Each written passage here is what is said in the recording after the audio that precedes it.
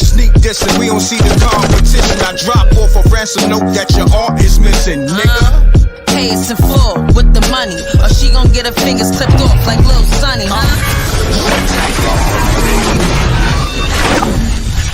m.reck TV. Peace. Y'all know the m.reck room etiquette. Pound that like button. Salute to the rec mob. I got Scruncho tapping in any second, but we gonna get the live going. It's a lot going on with this Katt Williams. Okay, got my man Scruncho super viral out here. I don't know if you're tapped in with the internet as a whole, but that Scruncho interview that was produced by the m.reck and Rip brand is super viral on TikTok, Twitter, YouTube, Instagram. I don't know about Facebook because I don't really tap in with Facebook, but that Scruncho interview addressing Cedric the Entertainer stealing jokes from not only Katt Williams, but Scruncho himself. We are live. Pound that like button. This is the livest show. Don't let nobody else tell you different. Try to remix my ish. This is the livest and greatest show. Okay? And we got the special. Stay tapped in. Make sure you get your drinks. Because you know Scruncho won't keep it official. All right? So make sure you get this special right here. This Knockout Kings of Comedy special. Because everybody been asking, yo, Scruncho, he's funny as ish. Yo, he got a special? Yeah, he got a special. That Knockout Kings of Comedy is a classic. So if you got it, it's a collector's edition. It's been a collector's edition. I told y'all. Now it's super. Now it's a super collector's edition. Okay? I told y'all. I'm ahead of the curve. We ahead of the curve. Salute to my partner, Rip, Forgotten Kings TV 2.0. Subscribe to that. Subscribe to that m.reck and Rip channel on YouTube. Okay? That's Scruncho calling me now. Hold on 1 second. Yo, Scruncho, what's happening, my G? I hate when you be mean like that. If I be mean like that to you, you ain't gonna like it. Just say, nah, kids. Give me a minute. You don't have to try to. Everybody laughed at you. She's actually you bucked on her. You do that all the time like it's a bully. People start bullying you like you ain't gonna like it. As a matter of fact, go upstairs while I'm doing my interview. Hello? Scruncho, what's happening with you, my G? Everything good? Yeah, sure. I try to talk to my little daughter every time she gets mad. She just be, leave me alone and all this so goofy shit. What's up with you? Nah, everything good. So, yo, that link I sent you, tap into that. And we gonna lock you in, and we're gonna get this thing going. Just do me a favor, just hold off a little bit on the profanity so we can make this thing go real viral, because YouTube, they try to slow things down. You know what I'm saying? Okay, cool. All right, click that link and we're gonna get it going. Okay. All right, peace. So there you have it. Scruncho is about to tap into the live. He just called me. And we're gonna get this thing going. But that Knockout Kings of Comedy is a classic already. Like I said, it's going to disappear. So if you ain't got it, make sure you get it now. Here go the link right here. You see it in the backdrop. Okay. Let's get to it. Let's get to it, y'all. Run the numbers up. And yeah, because this link, I think, is only going to be up maybe a few more days. And then you got to go get it from the big networks. And I don't know when they're going to put it up. So make sure you tap in. Let's get to it, y'all. Salute to the rec mob. I'm just focused on this live interview. You know what I mean? Scruncho, he has a lot of relationships. Here we go. Here we Let me go. go. Hold on one second. Let me bring you on the screen, good brother. Hold on one second. If you can, good brother, is it possible you could turn the phone sideways? Is it possible? Turn what? Oh, The okay. uh the phone sideways like you had it the other day? Yeah. Let me see. That's upside down. Huh? Let me see. It's yeah, just give it time. It's gonna get full. I think it's upside. Is it upside Yeah, down where you at? yeah, it is upside down. Let me see. Hmm. Let me try this one. Let me see. It's all good. We good. We got time. Don't worry about it. We gonna get it right. Okay. Oh, You did it yesterday with no problem. I'm trying to see how could I, let me see. Oh, let me try it like this. You know what I could do? No, I didn't put it on camera. I ain't even on camera. Pound What are you that talking like about? button. Okay, ain't nobody put, I just told her to stop being mean. I didn't point the camera at her. She always lying. She always trying to put a 10 on the two. No, I'm just saying she don't like take accountability. Kizzy came in here like, hey, Maya, look at See, I gotta put that on mute because we don't want scruncho business out there like that. You know what I mean? Got family business going on. We got scruncho live in the building. Hold on. nice, Maya. I said, don't be like that. Just be. Salute to the rec mall. Run the likes up. We waiting for people to tap in because we want the people to really. Oh, he probably got to turn the rotate lock off. There you go. You're right. Shouts to my brother in the building. AdWords, producer AdWords. Salute. Told her she So, don't have to be mean. She ain't got to do that. so Scruncho, She always, and then she try to play the victim, bro. She being mean. you good? She could go home. I ain't got time to bother her. She got to stop being mean, bro, because she buck on me. I cannot stand. So yeah, it's live, y'all. Like I said, this is live. He touch her. Scruncho, you good over Yeah. there, good brother? Yes, sir. All right. It, Look, you know what you got to do? You got to take your rotate lock off your phone. I don't know if you know how to do that. That's let probably me what see. it's. Rotate. Where's my rotate lock? Okay. There you go. Okay. Let me see. And turn it sideways so we can have you full screen. There Here we you go. go. Yeah, we go. Salute to producer AdWords because he did say that. Salute. Yeah, That's what I'm being my talking about. dog. That's crispy. Crispy. Hold on. I can even Yes, bring you up on the cool. screen. Crispy, my brother. All right. This is what we going to do. We live, right? My Right. audience, I call them the rec mob, right? That's family. Yeah. So the rec mob, they tapped in. They're gonna put some questions in there as well, but we Red gonna Mob address. is in the building, baby. Yo, Scruncho, real talk. Let's do What's this. up? What's up? You hit me today. You was like, yo, matter of fact, let's get when you called me, what did you say to me initially? Huh? You I said, said, yo, what we about talking the about? interview. About the interview. You said, yo, Oh yeah, the interview going crazy, man. They got like 1,000 phone calls because, man, it was just so. I don't know why they loved it, but shoot, man, they just went crazy. I'm like, man, what? So big shots out because I don't be on social media, so I don't uh-huh, know. I don't. If you look at my followers and look at my likes, I see. Here go what I believe, homie. See, it's really a spiritual journey because you got a choice. It's a thin line between idolatry and prosperity. You know what I mean? uh-huh, And when you chasing idolatry, you chasing the bag, you chasing the likes, the followers, the fame. And with idolatry, you get a piece of the pie. That's that PICE piece though. But I uh-huh, don't I don't I don't do that. I'm into prosperity. The Bible say, um, trust in your gift and your gift to create a way for you to eat. That's prosperity. And then you get a different kind of peace, the PEACE. So as a man, you got to make a decision on what peace you chasing. You know what I mean? that's a So fact. I don't know what's going on outside of my reality. You know what I mean? So Mhm, I trust in. I trust in my gift, not in who following. Matter of fact, you ain't gotta follow me. You gotta find me because the Mm, people that's following you is the main ones that's gonna stop following you. You know what I'm that's saying? a fact.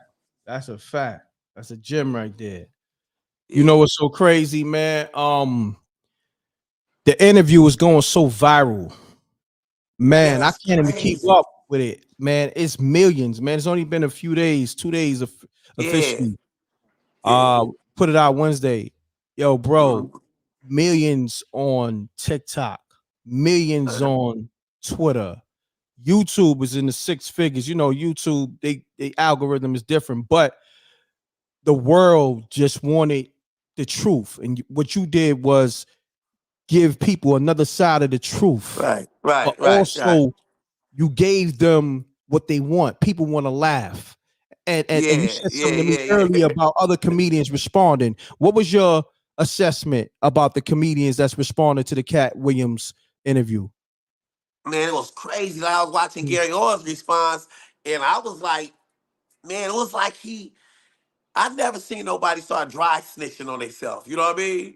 It's kind of like somebody say something about you, then you turn around and say, I wouldn't even break it. And they say, you broke in that? You broke in that house? And you be like, I just walked in there. I didn't even grab nothing. You know what I'm saying? I didn't really, I didn't really break in it. The window was open. Matter of fact, I didn't even climb through the window. I just eased through it. You know what I mean? It's like if you watch his interview, he sound like he's guilty. I'm like, mm, bro, instead of just saying whatever he said and having fun with it, he was trying to explain why he didn't sell his soul or whatever, whatever. But man, that ain't nothing you gotta explain when it ain't if it ain't what you do, it ain't. But to me, I was like, wow, why he acting like that? You know what I'm saying? Even with Faison, bro, mm, Faison accolades, his titles, his gifts, his personality, his sense of humor, his awards, his lovability. I wish I had the personality in a trustworthy spirit like Cedric the Entertainer. That's what mm, makes Cedric so lovable. He like a lovable teddy bear. mm, But the problem is with all that love, you don't know how to say I'm sorry or I was wrong, and it's mm, okay. And mhm, you don't have because no matter how, it's almost like if you show me a nickel, right? mhm. I don't care if you bring the president, your whole $1 billion bank account, 4 lawyers, 3 white witnesses. It don't matter to me. You can't convince me that that's a quarter because you brought all those people. And you showing me your accolades, and you showing me all your money, your Lamborghini, bro. That's still a nickel. No matter Mhm. what Cedric say, it don't change the facts. And when you try to lie with the receipts, you making the story bigger. You a comedian, Right. bro. All he had to do is say, "Hey man, you know what? I thought I paid him for the money. I would have gave him 400. I could have sworn I gave him for the money. Plus, and just took Mhm, it there, and the mhm. story would have went away. You know what I mean? Definitely. But he used his accolades and his titles and his personality to try to cover up a lie that the whole world could see, and Mm, then people start fact checking you. You know what I mm, mean? Now they find the bubblicious, they find this and that, and then you know now you're trying to most cats always hide behind two things. They either hide behind being the victim or a bag. mm. Like anytime I try to discredit you, first thing rich cats like to say, he broke. He ain't got no money. So they know the world is full of idolatry. So anytime you can put a broke jacket on somebody, they'll it'll discredit your character and discredit your words. You see what I'm saying? Because nobody want to hear the raw truth. Everybody want to hear a beautiful lie. So the rich Facts. people with success, they like to hide behind, oh, he broke, he ain't doing that, he mad, and they try to hide behind their money and play victim. But you know, them days are kind of over, bro. So Pandora box is open. You know what I mean? Mhm, And darkness is coming to light, and everything that is written is biblical. You know what I mean? God don't make no mistakes. And sometimes with cats like me, you have to go. Sometimes people who take the shortcut, They don't realize that's the long way around because the shortcut seems like it's quicker logically, but Mhm. realistically, it's the longest way around because the shortcut is extremely crowded. So you going down a one-way street that's so crowded and it's so fly and it's so fun, you don't even realize you ain't going nowhere. Meanwhile, I'm going a long way around. Where's Scruncho at? He disappeared. Where he at? Da, da, da, da, da, da. You know what I mean? But I'm going God's way. You going your way. And the Bible say, trust in trust in me. You know what I mean? Trust in the word. It don't say trust in the people, trust in your likes, trust in your followers. You know what I'm saying? And Mhm. and that's the way it is. And a lot of the who else I seen? And Ricky did the same thing. Oh, my son is dead. And RIP to his son. You know what I mean? But Yeah, rest. don't bring up sorrow in the middle of a war. You know what I'm saying? When my Gotcha. character under attack, man, I don't. You think I man? Let me tell you something. When my character is being under attack, man, it's time to war. God That's like a fact. man, God like cats who listen. You can attack my brand all you want to, but when you attack my character, we going in, homie. Let's go, nigga. You ain't gonna just attack my character. But when Ricky Smiley, the way he reacted is it was emotional, like he was guilty, like somebody was Mm. messing with him, and all of them got this "oh, don't bully me" type of mentality. Man, knock it off, homie. Stay 10 toes down. But a lot of them is they so you saw the yes mans and their titles and their accolades, and and Cat kind of pulled the hoe out of 'em. Mm. Yo, real quick. Yo, you ain't got music playing in the backdrop, right? Nah, hey babe, hey, I where hear that something. music coming from? Please. Thank you, bro. Because YouTube with that copyright to pick up and they'll shut us down. You know what I I can mean? barely hear it. I'm making sure. Could you turn it down? Okay, that's cool. Yeah, Yeah. that's Well, good. Thanks. yeah. Thanks. Here we go. You was talking about Ricky Smiley, and you was Yeah, see, saying the world has got to what's real is fake and what's fake is real. So everything that's real is fake and everything fake is real. You know what I mean? Like, for instance, with this Gucci shirt I got on, you know what I'm saying? It's the difference between the Gucci I got on and the Gucci you got on is my Gucci is knockoff. So I got this for like $14. Your Gucci is real, but you need to knock yo, it I gotta off. stop. I gotta stop you there. First and foremost, you one of the realest dudes I know. Ain't nobody at this level in the game gonna say I got a knockoff Gucci shirt that's $14. Yeah, this I is a gotta knockoff salute you. Gucci. You know what I mean? That's I gotta salute $14. you. But Hello. if you got a Gucci shirt on, it might cost you 500. So in reality, mine is a knockoff, and yours is you need to knock it off. You know what I mean? you know. So it's all knockoff. It's how you looking at the knockoff. You see what I'm saying? Yes, sir. You know, just like see that Rolex. I told her when the homie Uh-huh. when I see the cat trying to jack me for this, I stopped him. I said, "Homie, you ain't gotta pull a 211 to get this. You could go to 7-Eleven to get this. you know what I mean? You ain't got you know this ain't the kind of robbery where you gotta rob me. All you gotta do is ask me, and I'll give it to you out of love. You know what I mean? Come on, man. Why would I go spend that type of money for some stuff that's gonna play out anyway? That's Plus, a fact. at the end of the day, this ain't gonna be able to make what this gonna do for me, homie. Come on, man. You know what I can do with like $700-800 right now to buy a shirt. Come on, man. Come on. So Fact. that's what I'm saying, man. They don't know real from fake and what's fake from real. They trying to be real, but they're really being fake. You know what I Mhm. mean? And everything that's fake, they consider everything that's really real, they consider it fake. And everything that's fake, they consider it real. You see what I'm saying? That's a fact. So Hold on one second. Pound that like button because we is live. It's like we ain't live, but we live. Pound that like button, run the likes up so the recommendations can go out to all the people because I'm pretty sure the alerts didn't go out. You know what I'm saying? I know we still got a good amount of people in the room. It's 300, but the alerts ain't go out. Run the likes up. How many likes we got, y'all? Because if the likes is low, we need the likes to match the people in the room. You know what I mean? So this way, this joint could be really lit. We need as much people in here as possible. So hit the like button. It's free. And this is the homie Scruncho. You see, he's family. I just had him on the show yesterday. You see, we did the exclusive interview. We did the Knockout Kings of Comedy that's out now. People loving it, and that thing's about to hit, some platforms in a minute. And then Scruncho, you got your special coming out. What's the name of that special that's coming out Man, soon? my name, thank you for asking, man. Anthony B. Scruncho, the dark side, Mm, the dark the side, dark the side. black sheep of comedy. Mm, See, because here go where let me explain it to you in a nutshell mhm. how the game went, right? Social media came along and said, we don't want no quantity, we don't want no quality, we want quantity. So the Correct. first person got the memo was like Tyler Perry.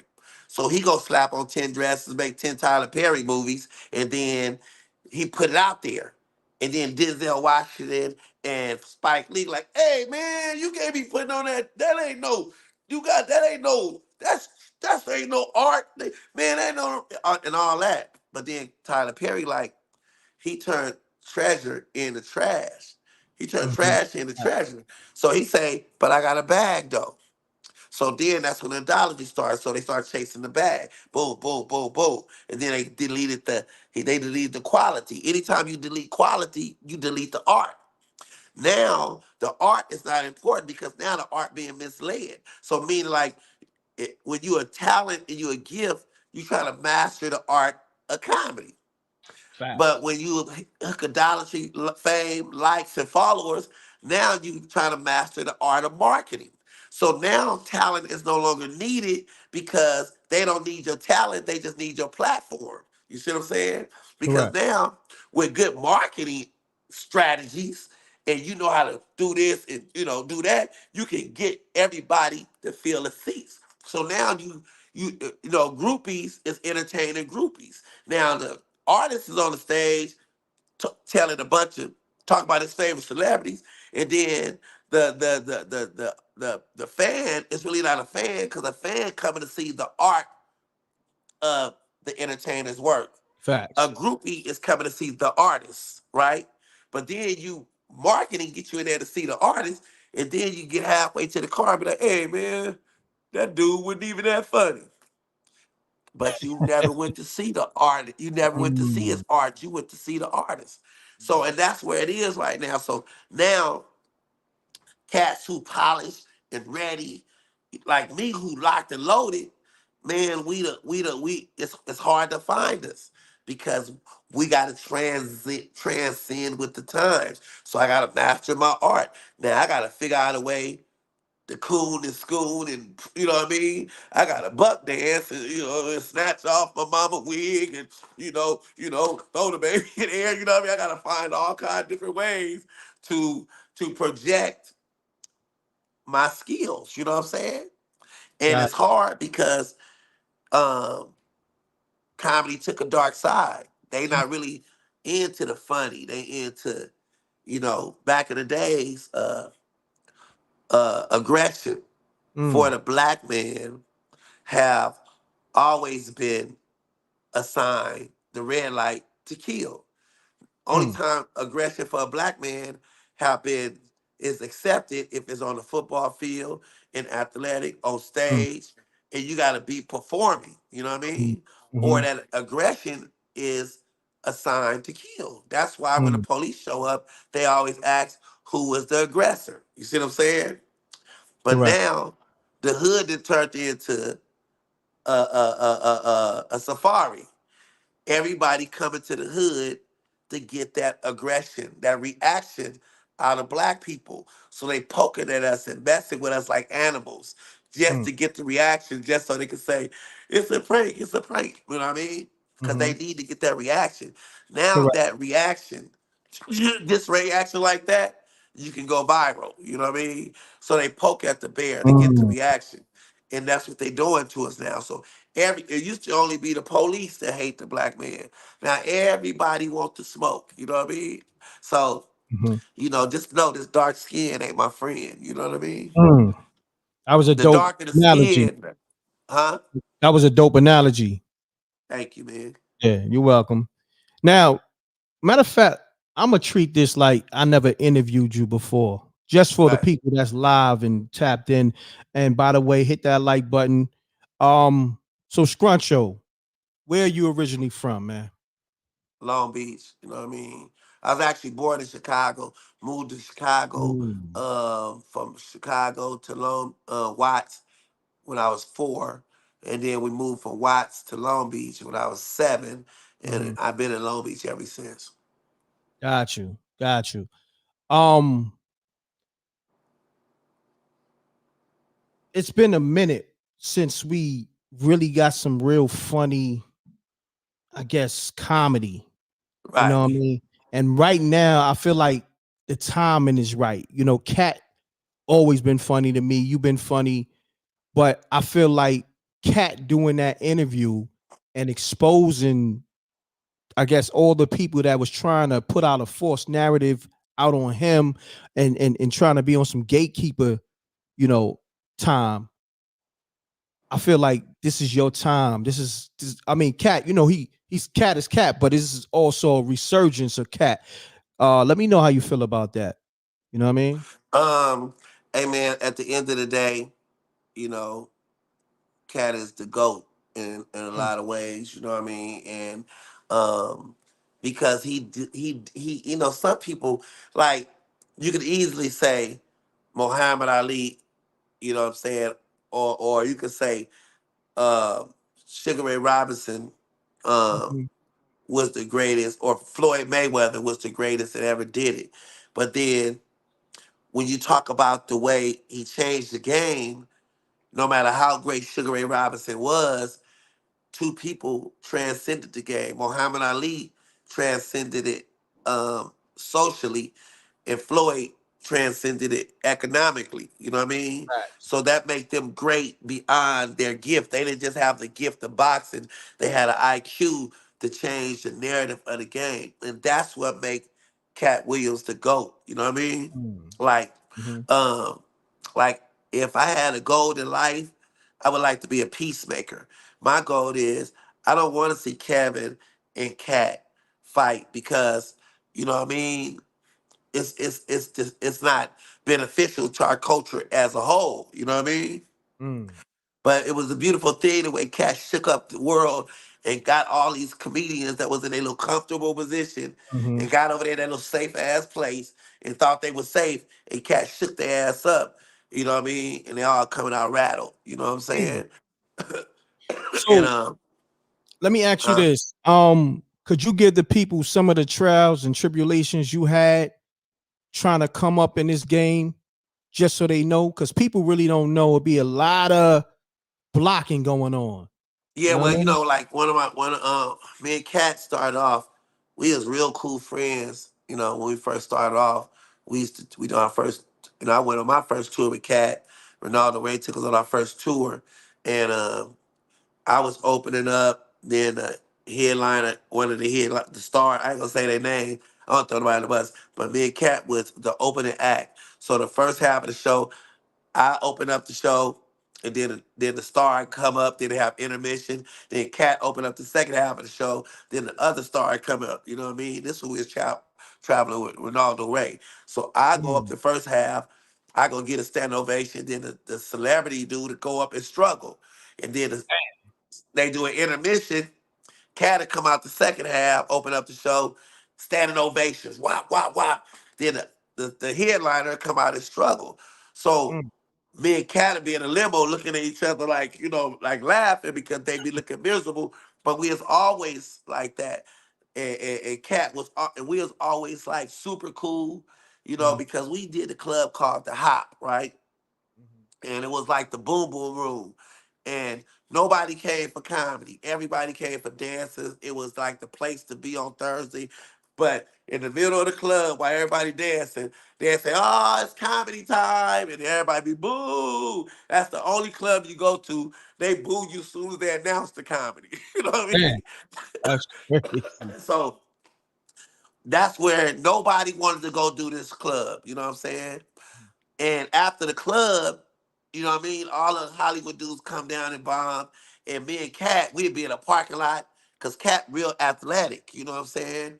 And and he run, I'm telling you, Cat probably run about, I seen him run a 4-1, you know what I'm saying?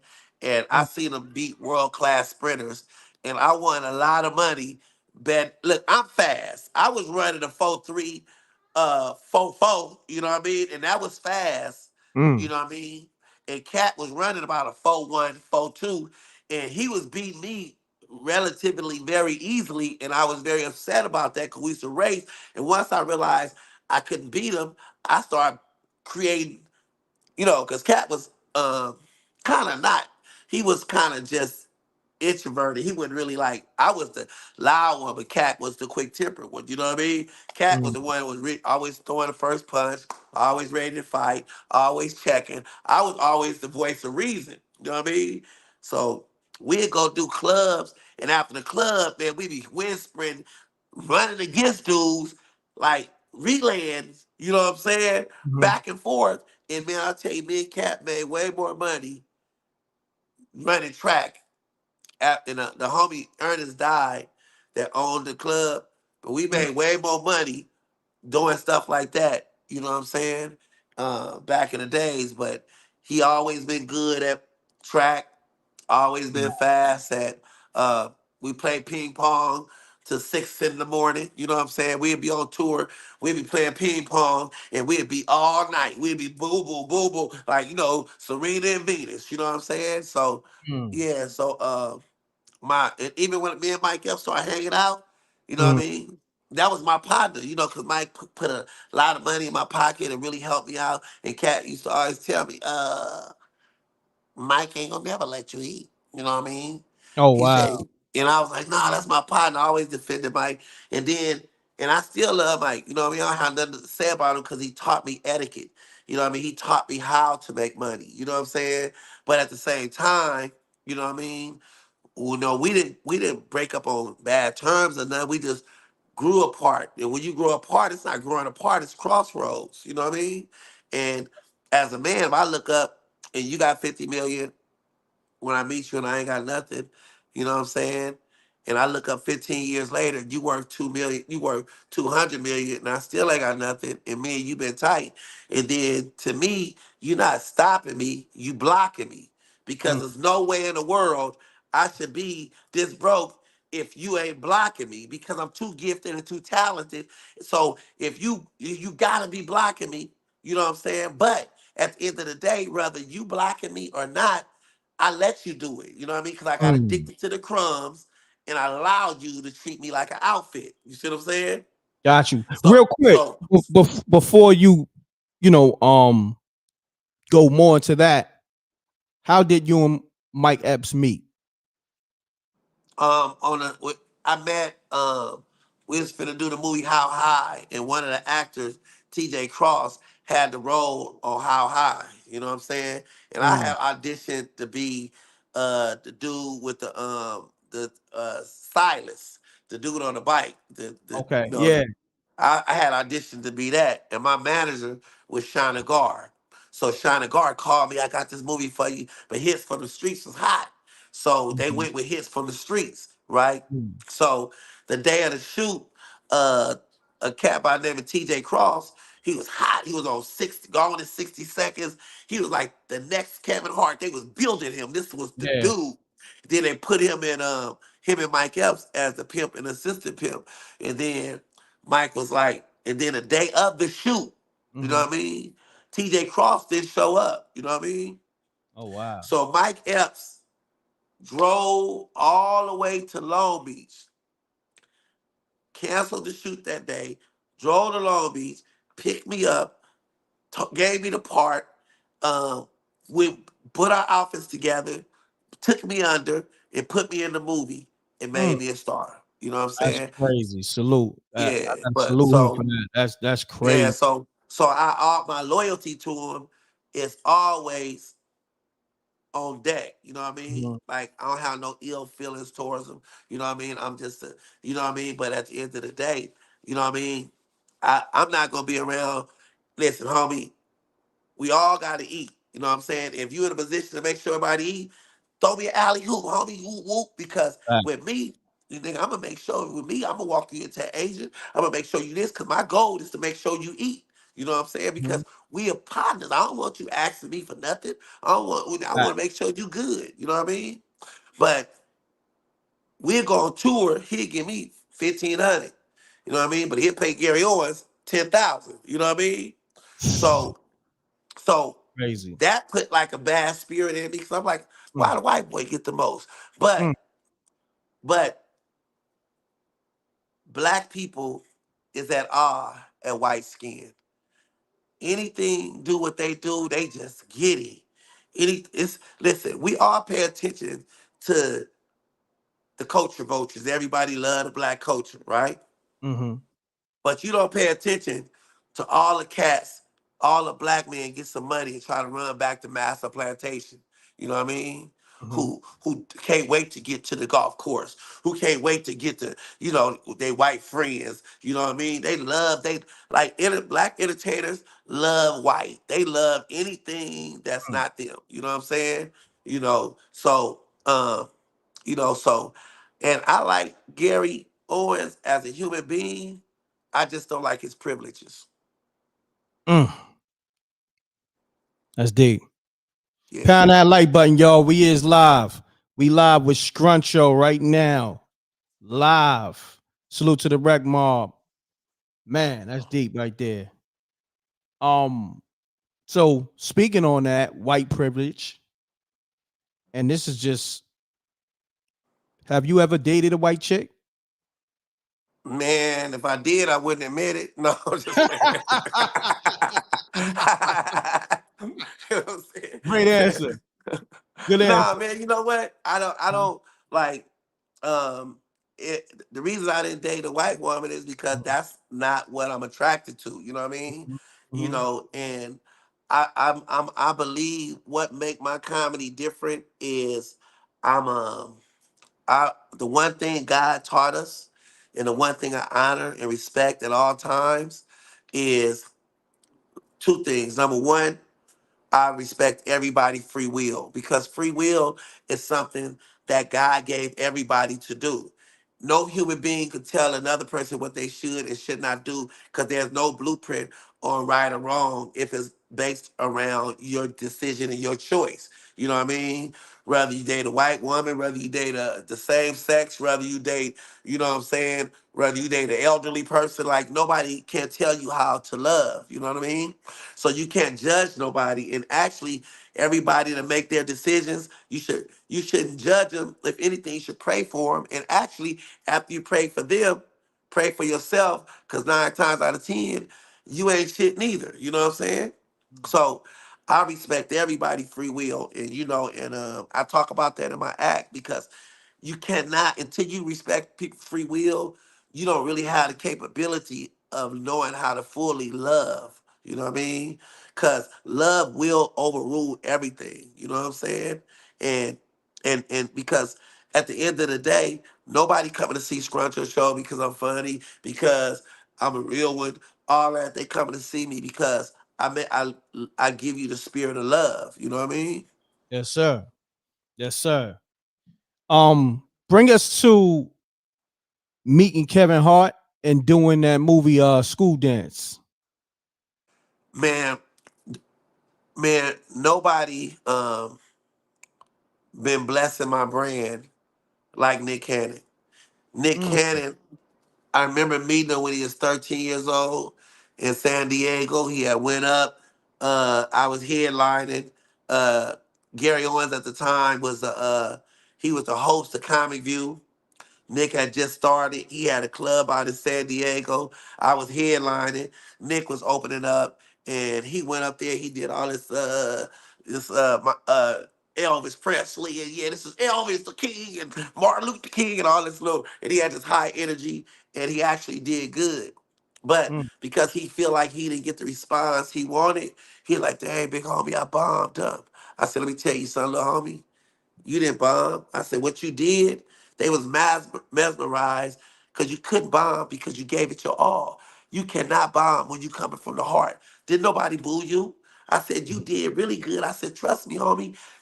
It's one set at a time. I said, listen to me, little homie. In 5 years or less, I could be working for you. I said, because you got something I ain't got. You got likability. You trustworthy. You marketable. I said, man, trust me, man. You finna blow, bro. I said, we snuck you in here. You know what I mean? Mm. And 5 years later, Nick Cannon called me on the phone and said, "You was right, big homie. You want to do this? I'm shooting a pilot." And they let me shoot the pilot wilding out. I was Wow. one of the original cast members. Me, Corey Holcomb, D. Ray, Cat Williams, Spanky Hayes, Chris Spanky Hayes Spencer. is my homie too. Salute to Spanky. Yeah, Yeah. and we all was the original cast member, and Mikey Wow. Day, and it was just beautiful, man. And every year he bring me back whenever I want. He wanted me to do his podcast. He put me in school dance. He put me in a couple of other movies, man. Nick Cannon never stopped blessing me, bro. You know what I mean? Mm. That's what's up. So that's when you initially met Kevin Hart when y'all did the school dance movie. Nah, man, me and Okay. Kev was when Kev first started coming up and he first started getting put on after he did Soul Plane, we used to do a lot of shows together because I had I had the Comedy View stuff going and he was hot. So I remember us doing the show and we'd be like in Louisiana and we'd be, shooting dice and stuff and we'd shoot dice till morning, you know what I mean? And we had just and he was always um kind, always, you know, I go to his parties, they're always nice to me, you know what I mean? And Mm. it always hurt me when any of my friends have beef, you know what I mean? I was the middleman when Mike and Katt was beefing. I tried to get that squashed. When Kevin and Mike was beefing, I tried to get that squashed. And now I'm trying to figure out a way to squash the beef between Kevin and Cat. Katt because that's a that's 100 million. That's $1 billion feud. You know what I mean? They Mm. come together. Not that they need each other, but the community need them to need each other. You know what I mean? Our culture need them to need each other. You know what I mean? Facts. We need to find a way to get rid of that. And with all of them, man, because Mike is talented, Cat is talented, and all three of them together, oh man, I'd just be happy to just get a little part in it. You know what I'm saying? Mm. But I Fact. think everybody need to just squash the beef and you know what I'm saying. And, Hmm.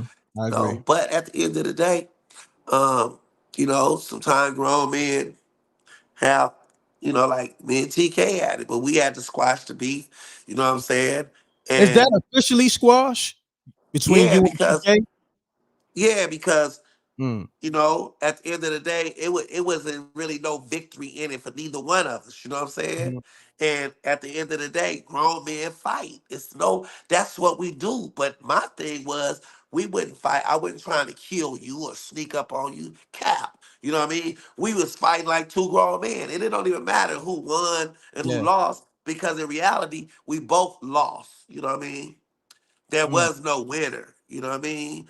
But the real victory was us squashing the beef, you know what I mean?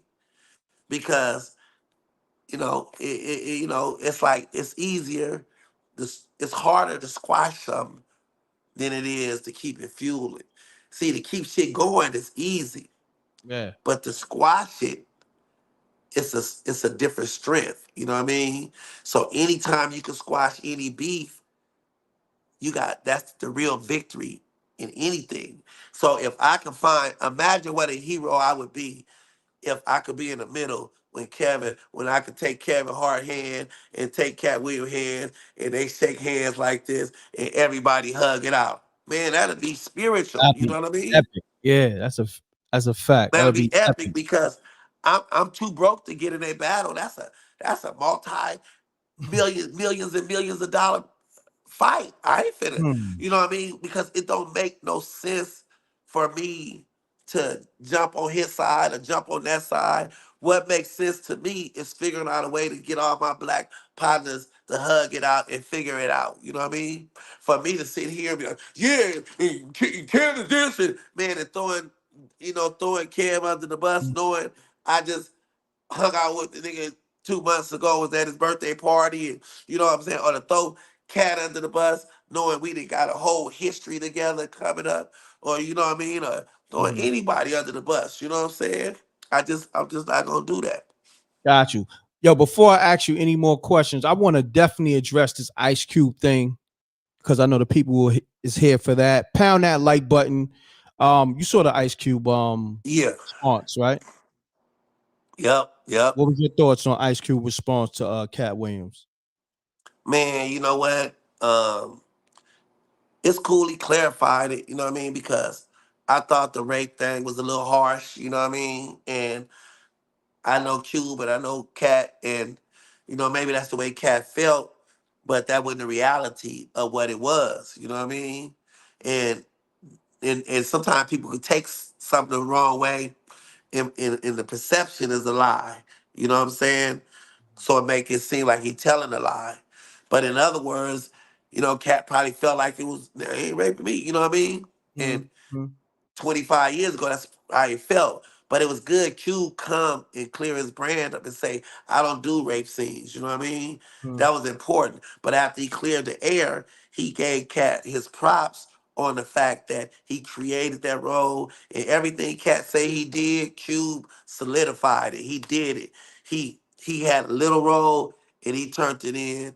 He made the movie pop. You know what I mean? That's a fact. Like Cat made that movie pop. You know what I mean? And his character was significant in the movie. And to me, I would if could talk to Q, I'd tell him to build a script around Cat. Mm, Cause we all go see Money Mike. You know what I mm. mean? Imagine building a script around Cat, Money Mike, then they write me in as the villain, and then we put everybody in, because guess what? Chris Tucker come, because guess what? And even with Chris, I don't understand why he won't come back and do that movie. Mm. It don't make no sense, because I heard him and Wesley Snipes say, um, I don't want to do New Jack City because I don't like to perpetuate the black image of a drug dealer. Our people have seen too much of that. And Chris like, yeah, the people in the hood, and I don't smoke weed, and I don't want my people, and I'm not Chris no more. But then both of them go off, and it's okay for them to play, Wesley to run around looking like Cheryl Underwood in a Wu Kwang Fu. He ain't said nothing about that. Or Chris to run around here a full flame homosexual and just in Fifth Elements, and he played the role, but it was he killed the role though. It was, I mean, he killed it. I mean, I really believe he was that. You know what I mean?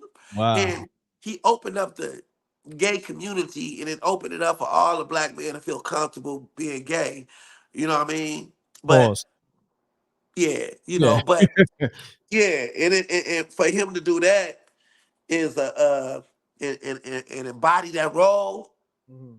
To me, I thought that was one of his best roles. I thought that role he Mm. played in Fifth Element, I never stopped laughing. It was the funniest role. I think it was as funny as Smokey. You know what I mean? Mm. But my thing is, if you could play that role, play a real one role. Play the role that allowed you to play the role as uh, Fifth Element. You know what I mean? Well, So cats be so quick to let me throw the interject. I think one of his most powerful roles may have been when he played dead in Dead presidents. Presidents. Yeah, dead president was. Man, that movie was serious, man. I think Chris is. I think he just, man. He was He epic. beyond brilliant. You know what I Yeah, mean? he was I think brilliant it's in a. that.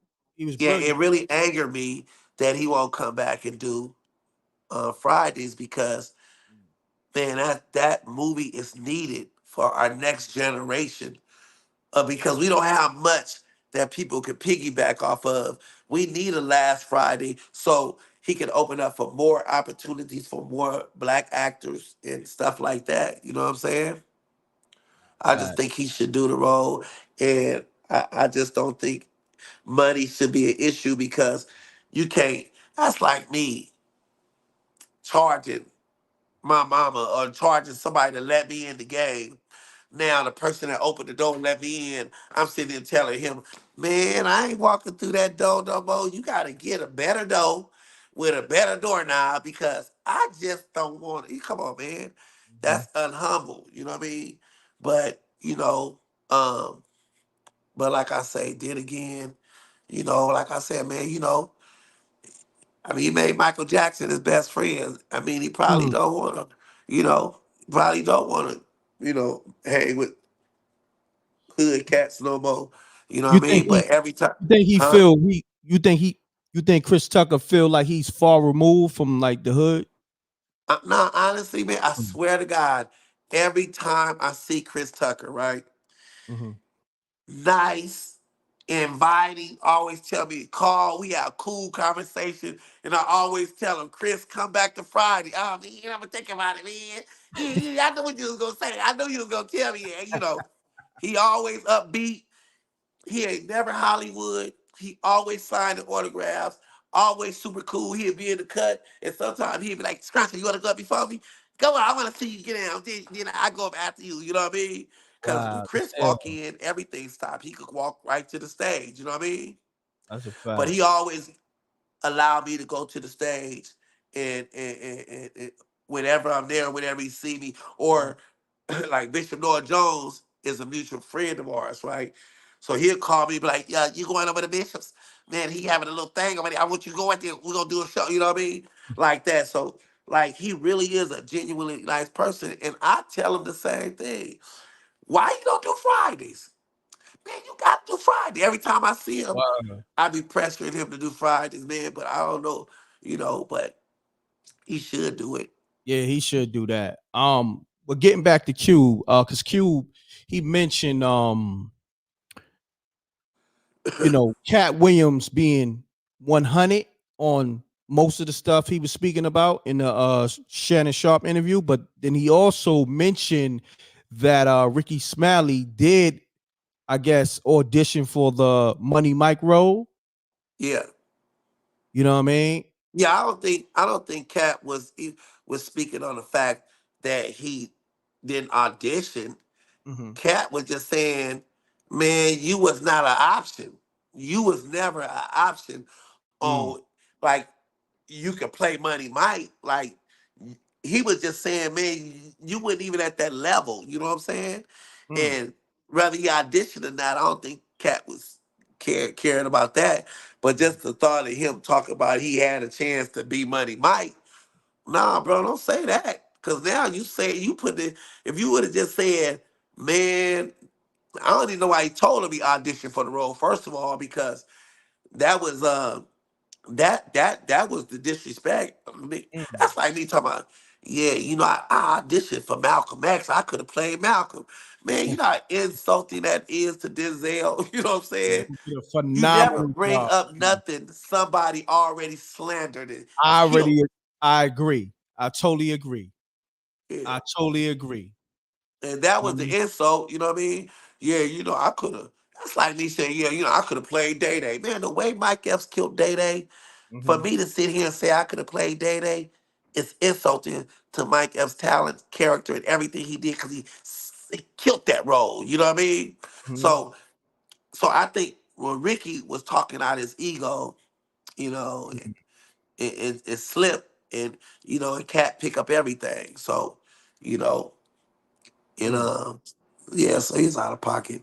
Yeah, I ain't gonna front. Cat Williams and Ricky Smiley. That seems a little personal. Like that, Man, you let could me tell you tell. something. If you on the set and somebody talking about why he get to play, I've been on that set before. You know what it's like. And remember, Cat was coming on there as an underdog. You know what I mean? Mhm. And when you're the underdog and you're on the set and the cats you looking up to and always had love for treat you like they don't want you there. You know what I mean? Like the way Bernie and said did like said it, or Steve Harvey made Bernie Mac feel. You know what I mean? And Mm. when you trying to stop somebody killing their shine because you that man at the point. People remember how you treated them when they was down low. You know what I mean? That's a And fact. obviously, Katt upset because instead of Ricky embracing Katt and telling him, homie, you got this, knock it out, and getting behind him, he was telling, I'm better. I don't know how he got it. I'm with Steve. I'm this. And Katt remember those words. You know what I Mm. mean? So most real dudes, when we real ones and we get to where we got to go, we come back and we address those things that bother us. You know what I'm saying? And Fact. and nobody want to hear the raw truth, especially got an ego, pride. You know what I mean? Nobody want to accept accountability. You know what I mean? Gotcha. Like let me tell you how hard it is to accept accountability. I got a brother just got out of jail for doing 32 years in prison, right? For a crime they say he did. They didn't find the gun and they didn't have no eyewitnesses, but they say he killed somebody. But nevertheless, Mm. he got out 32 years. Man, he'll ride down the street coming from the comedy club 2 weeks after he get out. And we pull at the light. Guess who we see? We see the dude that snitched on him.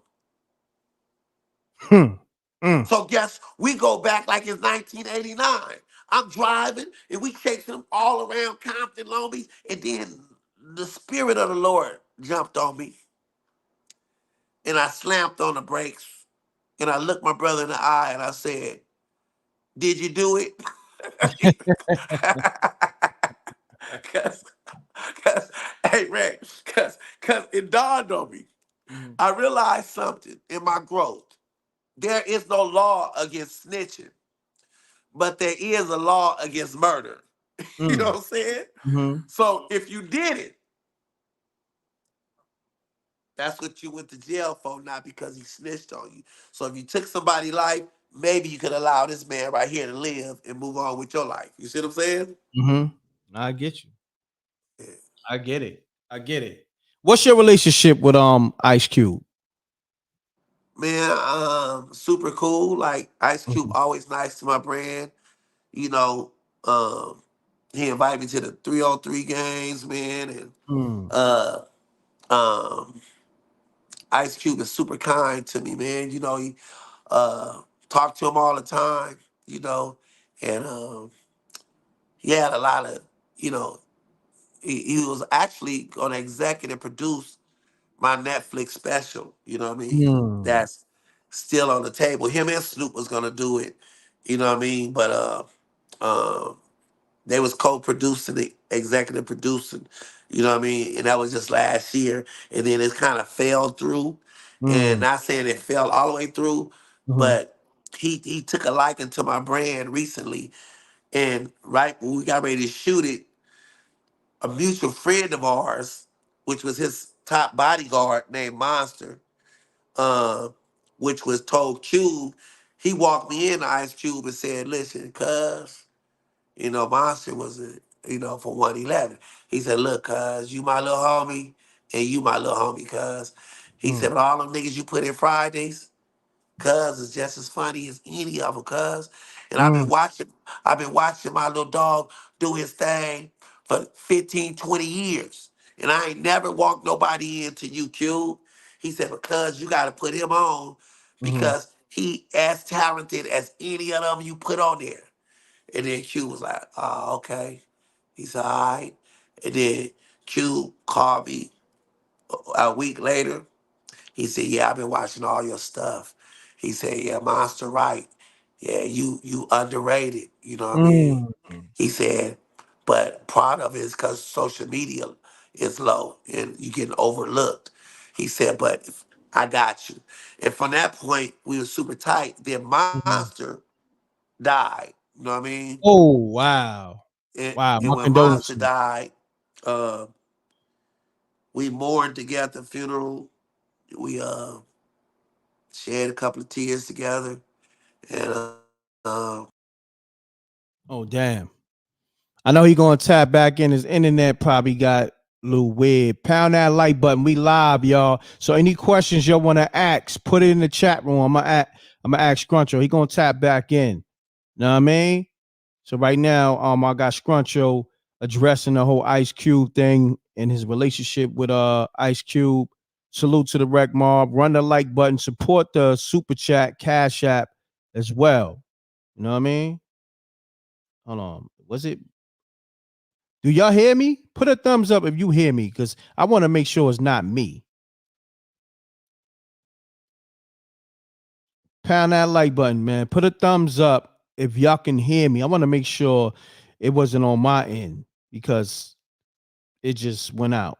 I don't know if his phone died or whatever, but pound that like button. Like I told y'all, I was gonna have Scruncho live addressing the whole Ice Cube, and he addressed a lot. Chris Tucker, Ricky Smiley, of course, Katt Williams, Mike Epps, meeting Mike Epps, meeting. No, he didn't go into how he met Kevin Hart, but he spoke on Kevin Hart and them working on the school dance. I want him to go more in depth with that. So yeah, hold on. Let me see if I can get him on the phone. I don't know what happened. Maybe his phone died, but we're gonna keep this thing going though. Cause Scruncho gonna tap back in, y'all. Don't worry about it. But yo, get that salute to the Rec Mob. Get that Knockout Kings of Comedy. Okay. That joint is funny as hell.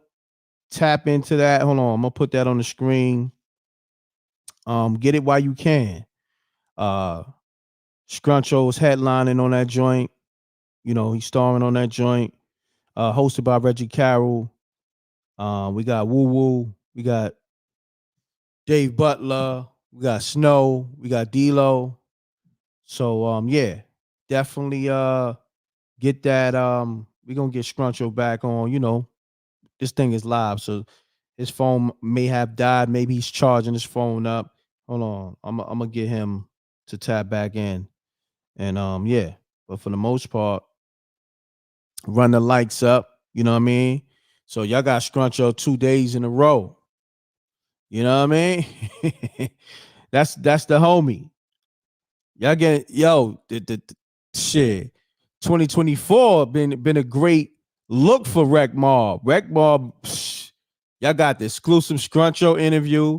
Y'all got 2 lives from Scruncho addressing current viral situations, from the Katt Williams to the Ice Cube to the Cedric, just everything. Yo, come on, man. Run the likes up. And y'all need to be doing you know, running the numbers up on that interview. Let me call Scruncho to see what's going on. Make sure he's good. Run the likes up. But download that Knockout Kings of Comedy now while you still can. The link is in the chat room. Okay, I got it highlighted on the screen. Let me call Scruncho up real quick to get the homie back on the live. Let me see. His phone probably died. Yeah, his phone died. It went straight to voicemail. You know what I mean? Yeah, I probably do spooky hours this Sunday, man. I'm trying to do a lot. Yo, my TikTok is doing numbers. Make sure y'all tap into my TikTok and my IG at m.reck TV. All right? m.reck TV. Make sure you follow that. Go, man, it's doing numbers. I just did a M. Like I put something up 3 hours ago. It did a million. 3 hours. I put up the Ice Cube response. Like 3 hours ago, it did a million. Let me see where we at on the Ice Cube. My God. And then that Scruncho interview did like almost 2 million. Yeah, the Ice Cube was way over a million. Yeah, 1.2 million. And the Scruncho interview was almost at 2 million in 2 days on my TikTok. Yeah, we moving. I'm gonna take some calls. You want to call up until I get Scruncho back on? Call me up. And any questions y'all got for Scruncho, y'all could call me up or put it in the chat room. All right, I'm gonna put the number in the chat room.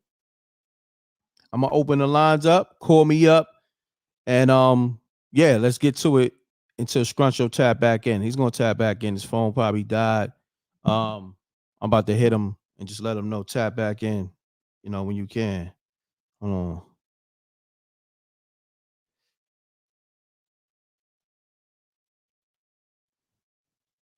Hold on. All right, so yeah, we live.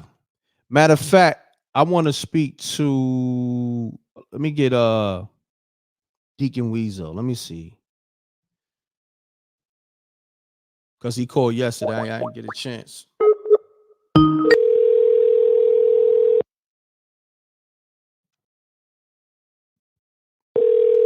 Pound that like button. Y'all know the m.reck room etiquette. Hey, what's up, m.reck, big brother? What's going on, Deacon Weasel? What's going on? Oh, man. I just had Scruncho live. You know what I'm saying? Oh, you on live? Yeah, I'm on the live. I had Scruncho live. He gonna tap back in. I think his phone died, but I know you was supposed to tap in yesterday. I didn't get a chance to talk to you because we wound up having a long interview. So I wanted to get you on the line. What's happening with you, Deacon Weasel? You live? Man, brother, the deacon just hanging on in there. Yes, sir, brother. Katt Williams done hogged all the internet up. You can't even go on Pornhub now without seeing his head. I tell you, brother, boy, they said when the porn star said, well, Katt Williams said, if you say this, the beef gonna come out. And I'm like, well, dang, man, a Negro can't get what, boy? But yes, sir, m.reck, I'm glad to be amongst the audience. Yes. So the deacon got a lot to say. Pound that like button, run the lights up. We got Deacon Weasel on the line. We had Scruncho live. Scruncho gonna tap back in. I think his phone died, but we got Deacon Weasel on the line. So Deacon Weasel, man, did you watch that? Yes. Did you watch that whole Katt Williams interview? Because I didn't yet. I didn't get to it yet, man. I'm trying, man. I'm doing a lot. Oh, brother. I watched the interview, but boy, Shannon Sharp needs to get some loose clothes, cause boy, that nigga was like a stud sitting there. Boy, them tight ass, you can see his balls. Them pants were so tight. I said, Pause. How Katt Williams don't know? You ain't looking down like no homo. Make sure you look the other way. But yeah, Shannon Sharp, brother, he had on. Oh man, but brother, the interview, man, brother, but you m.reck, this how we talk on your show each and every day. That's a fact. So it's crazy how a conversation that's just real could just entice the people. This just how dumbed down and Joe Biden the people is now. Lord have mercy. Yo, let me ask you this question real quick. Faison make a post every 30 minutes. I say he ain't get this much attention since Friday. God dang it, selling the dope off the ice cream truck. Big word, man. Yeah, he out there bitter. Now, see, everybody should take advantage now. All they need to do, if I was these comedians, because they ain't got no life, Katt Williams done bought I'll sell a mix CD. I'll do m.reck, I'll get with you and sell some DVDs. They need to try to take advantage of the little self-esteem that he done gave them. Yes. That's a fact. Because now, yes, you know how we are, especially black folks. Boy, we got amnesia. Your ass will be forgot about next Tuesday. Yes, sir. So all you celebrities, y'all need to do a show right now. You better have it, because next Friday, you ain't going to be able to do a damn thing, because they ain't going to know who you is. I'm telling you, brother. Yes, sir. Take advantage of this little time you got. Let me ask you this. Let me ask you this, because I have an issue. Like when I be trying to promote Shannon Sharp's show and I gotta promote Club Shay Shay, it comes off the tongue weird. Pause. You know what I'm saying? That Shay Shay, I don't know, something suspect about that. Let me know if you feel the same way. Yeah. See, Shay Shay, LGBT, Saucy Walker say stuff like that. Shay Shay, a chick that dude twerking with Sexy Red, Shay Shay. Yeah, that's an LGBT Black Lives Matter club. God dang it, there ain't no club that heterosexual booty eating men need to be at. I don't want to go to no Shay Shay. I need to go to Bon Shay or Mon Shay, but you need to put some topping on that Shay Shay. No pause, no homo. But yeah, Shay Shay ain't the and it's Shannon Sharp already dressed like a brute. God dog it, he need to. Yeah, we need to spice it up. m.reck, we us masculine men, it's time for masculinity to come back now. This is the year for us. Yes, sir. We need to make burping great again, passing gas great again, guzzling and being men great again. Cause I'm sick of shenanigans, Negroes running. Yes, sir. I'm tired of that. Yes, sir. No more zesty dudes. Let's go ahead and get masculinity back because we need it strong. That's And a Katt fact. Williams, even though he looked like a stud, he ran his mouth good. And like you said, he got the internet hot right Got now. it on Fish fire. Fish grease. Yes, he do. And Hot in now fish with grease. Shay Shay, Now- will he get paid? Oh yes. Now what that check gonna look like off Shay Shay's with all them views now? M.reck, you don't mind me asking? That check should look good. I don't know if he paid Katt for the interview. Maybe he did because it's special. I ain't gonna front. It's probably this year just started, and it's the biggest interview. Like they did 10 million in one day. You know what I'm saying? I don't know where it's at now. It's probably maybe at 12, 14. Oh, it's at 20 million. It's 20 million? That interview. God damn. The interview, he got more views than The Color Purple that just come out. Now that should tell you right now. I'm telling you, yes, none of you and you men and M.reck, we got to start being honest too about these agenda ass movies. It's sad that Club Shay Shay got more views than Color Purple or whatever the hell they could. They need to lead them old. Stop making movies like that, making us men look bad. Every uncle ain't like Danny Glover. Boy, I say, boy, and then they wonder why we can't get girlfriends and side chicks or nothing no more. Boy, everybody was ugly by themselves this holiday. And M.reck, we need to bring love back in the hood. We need that, we need that Force MD's love. That, what we singing out the window. Tender love. Oh, so sweet. Can we get tender love back this year? Yeah, fat. Yo, Deacon Weezo, man, this is what I'm gonna do, man, because you hilarious, man. My next stand-up, my next comedy event, I want you there because I'm gonna do a special. Yes. You were supposed to be there in the first one. I need you. You supposed to be a part of this first one, the Knockout Kings of Comedy, but I need you on this next one because, man, your people love you, man. The Rec Mob love you. You got us crying in here. Let's get a GoFundMe then. Okay. Y'all put some on. Yes, sir. Put some on my Greyhound bus ticket. Get a GoFundMe and get my ass down there, y'all. I would tell Jose with the bad hairline to bring the semi down there, but I don't think the truck can make it that far. Boy, look at Jose's truck look like Trick Daddy. I said, boy, Trick Daddy, and you need to stop being mad, Trick Daddy, with your casket face looking. Boy, I say Trick Daddy getting ugly every dang. I say, boy, this nigga look like embalming fluid. This nigga look like James Brown dead in the casket. God, why you ugly like that? Somebody Katt Williams ain't funny. Bitch, you ugly, goddamn it. And it's like, you're ugly. And then you ask you. Yo, hold on. Like, oh, get out the camera. Hold on, you said, he looked like James Brown dead in the casket. Damn. That was crazy. I say, boy, if they Flavor Flav die, I ain't know. Boy, Flavor Flav got chunky in the mug. Trick that is so ugly. Boy, brother, I couldn't believe he made a video. Don't you go live no more, Trick Daddy. Just hide in the restaurant. That's it. Damn, man. Yo, Diggy Weezo, I got you, man. Look, I'm going to make you a superstar. Like, you keep it up. This right here is raw talent. And this off the top of the head. I got you. But I want the world to see you on that stage, too. You know what I'm saying? Oh, yes, sir. Thank you, brother. I got you. The people ask all the time.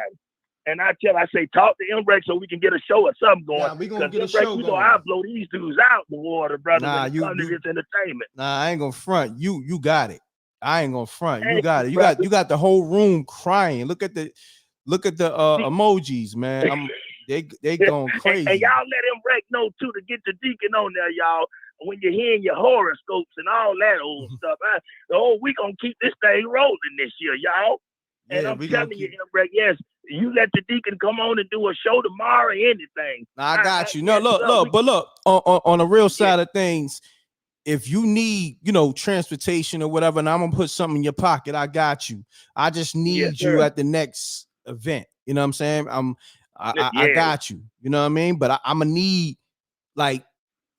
sets like this. I need it funny. Like, since you've been on the line everything you've been spitting has been funny. So I need you when you hit that stage. How long I had you on the line? Let me see. How long I had you on the line? Let me see. You've been on the line 9 minutes.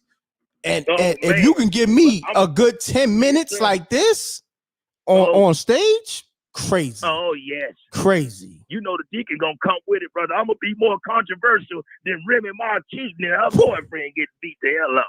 I'm coming to bring that 2003 wrap up to the stage.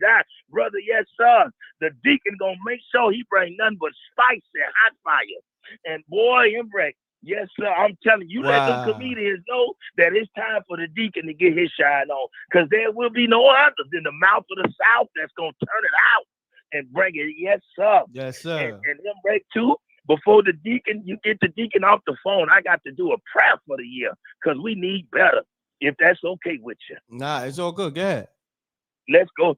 Oh, God, we ask that you watch over Brother m.reck, God. Let him sell them apartments in Brooklyn, Bed-Stuy, God. God, we pray for Jose, God, that the truck can get some gasoline in the engine, God. God, we're praying that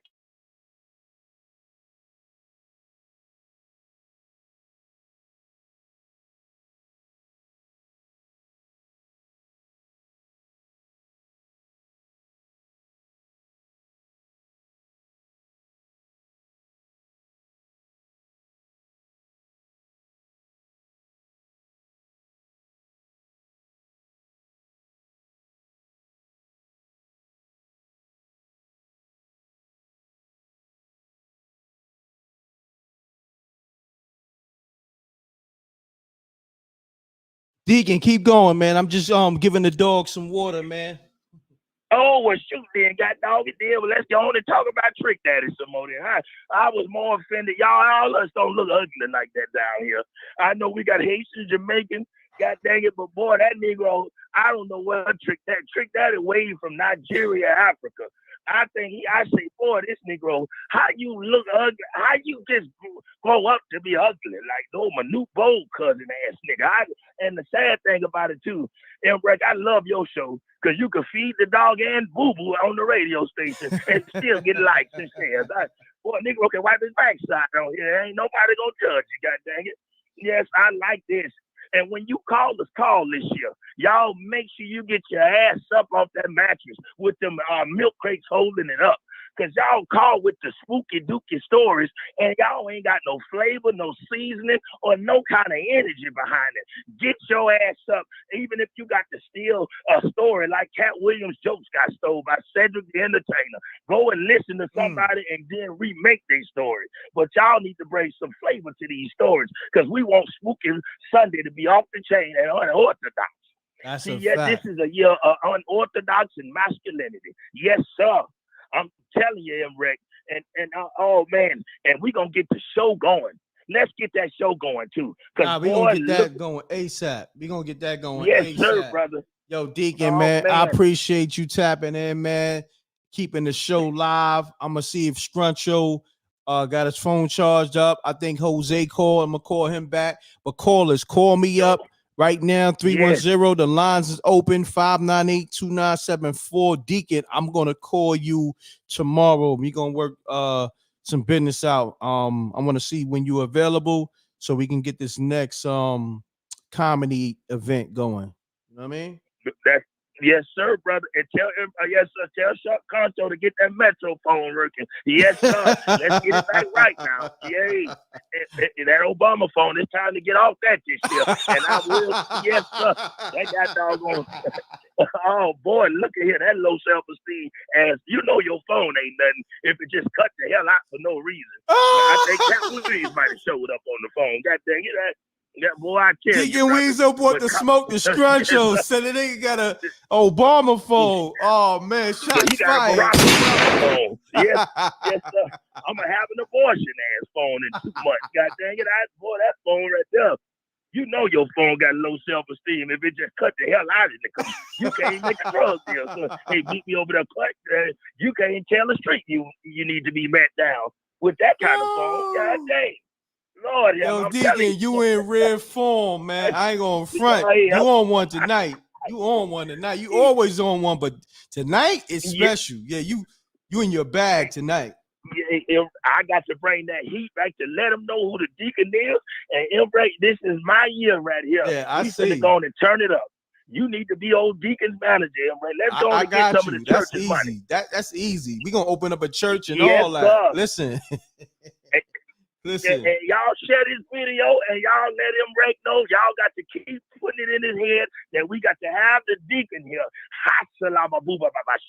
Yes. Matter of fact, I'm giving the deacon his own show.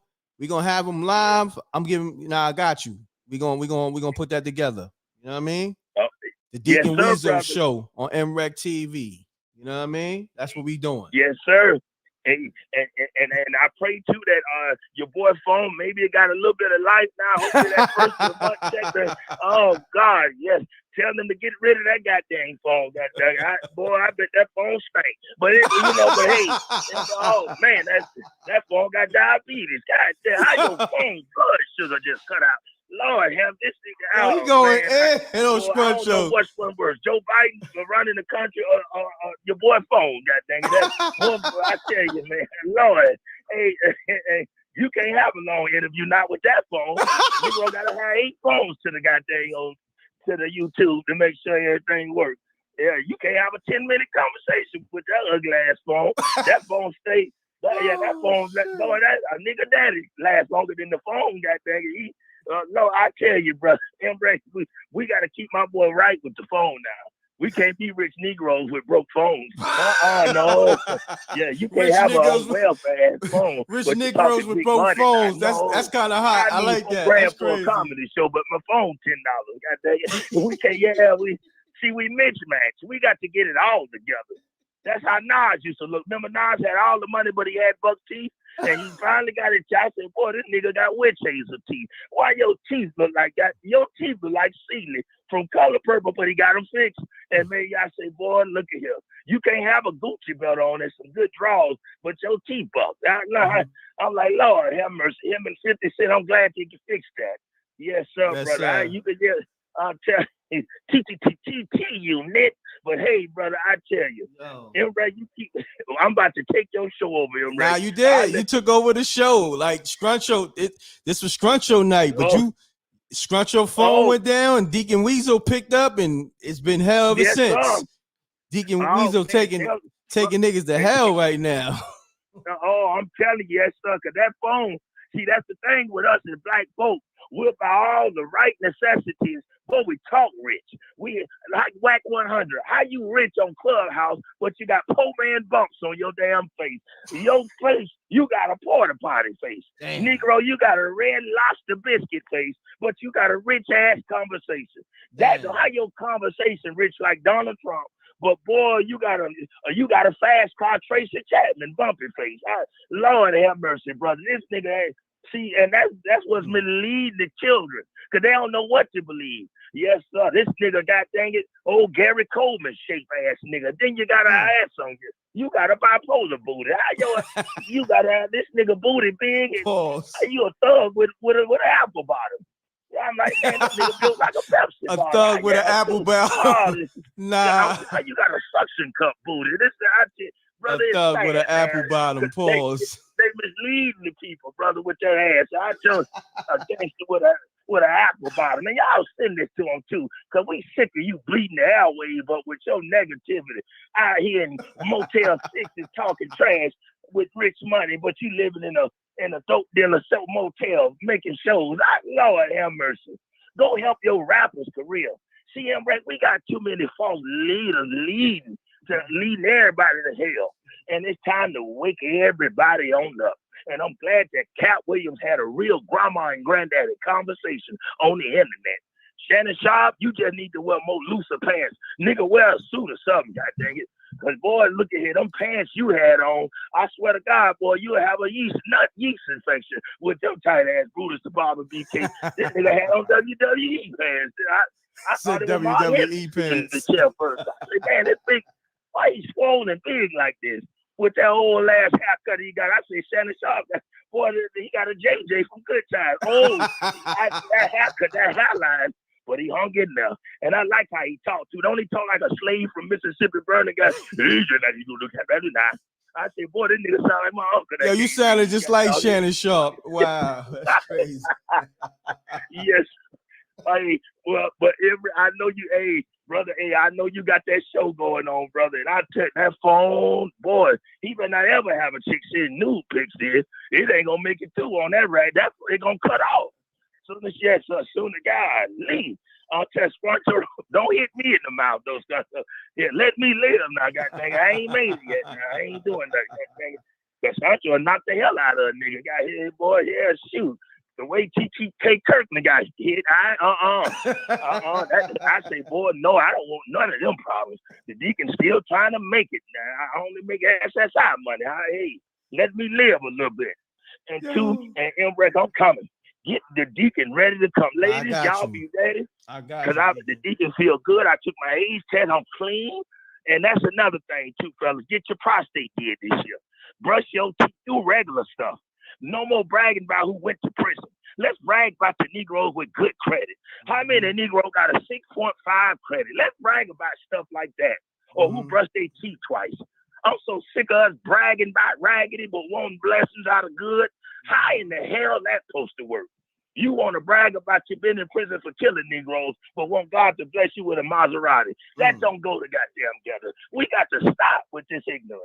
You know, and that's another thing, m.reck. Once we call out the foolishness, everything will turn back round. Let's get this love back to Kelvin Campbell. Can we talk? Yes, sir. Just a good old love song, the 90s. Yes. Because, ladies, we need y'all. Lord, we need y'all. We need our medicine from y'all. And I'm going to keep it PG. But we come back and love on us. The deacon needs you. Come to Florida. Please, y'all. I miss holding hands and kissing ladies now. Now I feel like the woman in the relationship. They grabbing my booty and looking me in my eyes and lifting me in there. I don't like that. Oh, hold on. We got Scruncho back on the line. Hold on. Yo, Scruncho, you there? Hold on. Yeah, what's cracking with you, sir? My phone died, man. I thought I had it plugged up. It wasn't even plugged up. Yeah. Can you hear the Deacon on the line, Scruncho? What? Deacon? Nah, I didn't hear what I said. You know that phone can't handle the three-way. All right. Hold on. Yo, Deacon, I appreciate you tapping in. I'm gonna get Scruncho back on his interview. And appreciate you, Deacon. Brother. You went in, man. All right, m.reck. All right, brother. All right, peace, good brother. Peace. Yo, yeah. I figured your phone died. Yeah, I thought it was plugged in, man, because I was all prepped, but I didn't plug the other half in, so I had to put a little charge on it. It's all good. But you know what's so crazy, man? You're gonna have to play this back, this YouTube video back. Yeah. The Deacon, he's a comedian too. He roasts the shit out your phone too. He's like, yo, how you gonna do an interview when his fucking phone ain't charged up? His phone ain't even last 10 minutes. He got an Obama phone. Yo, you gotta, yeah, he was a rare phone, man. Deacon Weezo. Oh, Deacon man, Weezo. that's funny. Yeah, you gotta play this back. He was going crazy. You know what I mean? That is super funny. Oh man. Oh man, niggas be talking shit. But That's funny. what we was talking about, I think we was talking about your relationship with Cube. I believe. Cube. Yeah, that's my guy. Super cool. You know, once my homie Monster died, which is he was was truly the nucleus between me and Cube, because long as I've been knowing, you know, I never was formally introduced to Cube, you know what I mean? And even though we was so parallel to each other, you know what I'm saying? And you know, so you know, even I used to, but I just was never introduced to him, you know what I mean? And never was formally introduced. So uh when Monster Star, that's what we call him, Star, he walked me into Cube, man, and told Cube all about me and told him how funny I was and how I killed this show and killed that show. And then Cube started coming to see me. And then, you know, then they was finna put me in the last Friday. and then it fell through, Wow, and yeah, then that's the way it went. Yeah, but that's crazy, man. So, I mean, when was the last time you spoke to Ice Cube? um, yesterday or today. Oh, wow. How that Yeah, conversation go? You ain't gotta put all the business out, but how that conversation go? I mean, I just told him, you know, Cat said some real nice things about him, and and was really praising him because one thing I always said is, you know, um, the person that was the lowest person on the totem pole when he walked on the set is the person that showed him the most love and did the best in the movie. You know what I mean? Mhm. And he showed Ice Cube a lot of love. You know what I'm saying? And Ice Cube seemed like he appreciated that. You know what I mean? And you know, and Cube is always he calculated. He like with me, I just fluently talk.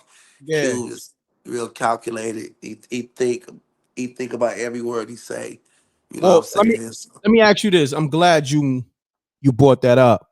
Uh, you think Ice Cube was really calculated on this particular response because of his relationship with all the comedians? Uh, he got a great relationship with Kevin Hart, Ricky Smiley, you know what I mean? And Cat went off on Kevin, Ricky, everybody, but yeah, Q seemed like it was like he was in a tough like position, like he was in a uh, tough position to speak on yeah, it because he didn't want to like he said, "Yo, Cat, a lot of stuff Cat said was 100, but it's some things he had to clear up." You yeah. know He what was I'm just saying? clearing up himself because a man gonna let man. Everybody have beefs here and there, and how they look. Sometimes you might have to fight. You know what I mean? And sometimes you might have to talk it out, scream it out, but you gotta face the music, you know what I mean? And like it's just the way it is. That's why I try to stay in the best shape I can, because I don't know who I might have to fight. I might have to fight a stranger. I might have to fight my own son. You know what I mean? Like Mm, men are most likely to fight each other the closer they are to each other. You're most likely to fight somebody you know more than a stranger. You know what I mean?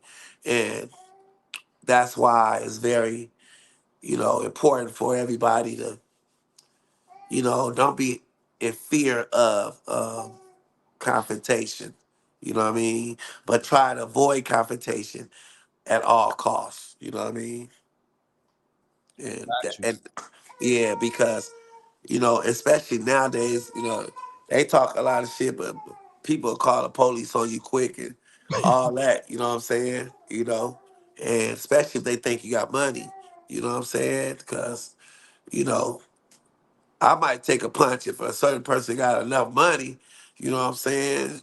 Shit, I might have to go, take that little loss and you know what I mean? The right person hit me, I ain't getting up until the ambulance come. No, I'm just playing. You know what I mean?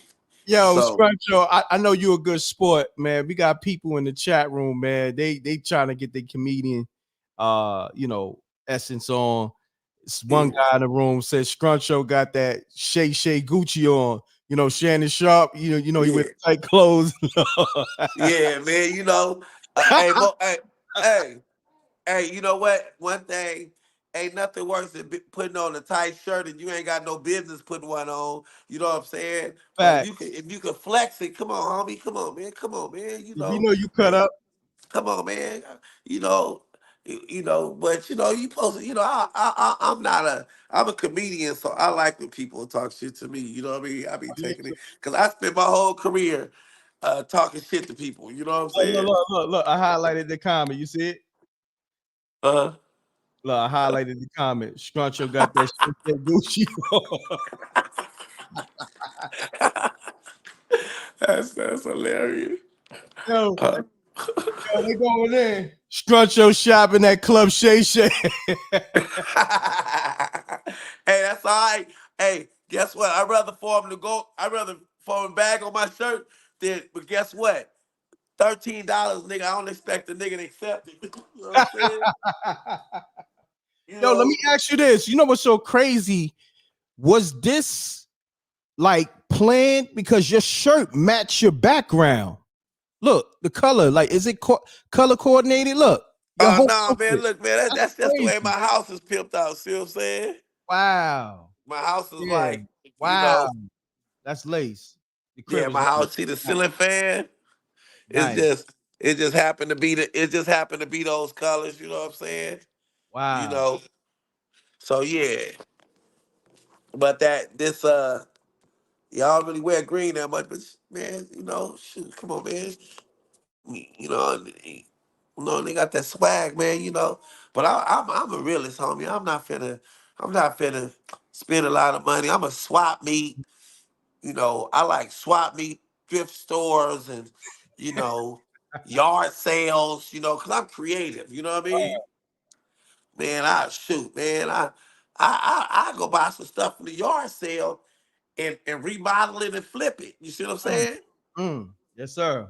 Pound Yeah, that man. like button, y'all. We got Scruncho back in the building. His phone is charged up, and we gonna get to it, man. Scruncho, what's your process when coming up with jokes and routines? What's that process like? Man, I'm gonna be honest with you, man. I don't know no comedian in the game that because everybody can tell a joke, but very few comedians can create one. You see what I'm saying? Mhm. So I got a whole archive of jokes. You know what I'm saying? But I like to. I don't really have a process, but I work from the back to the front.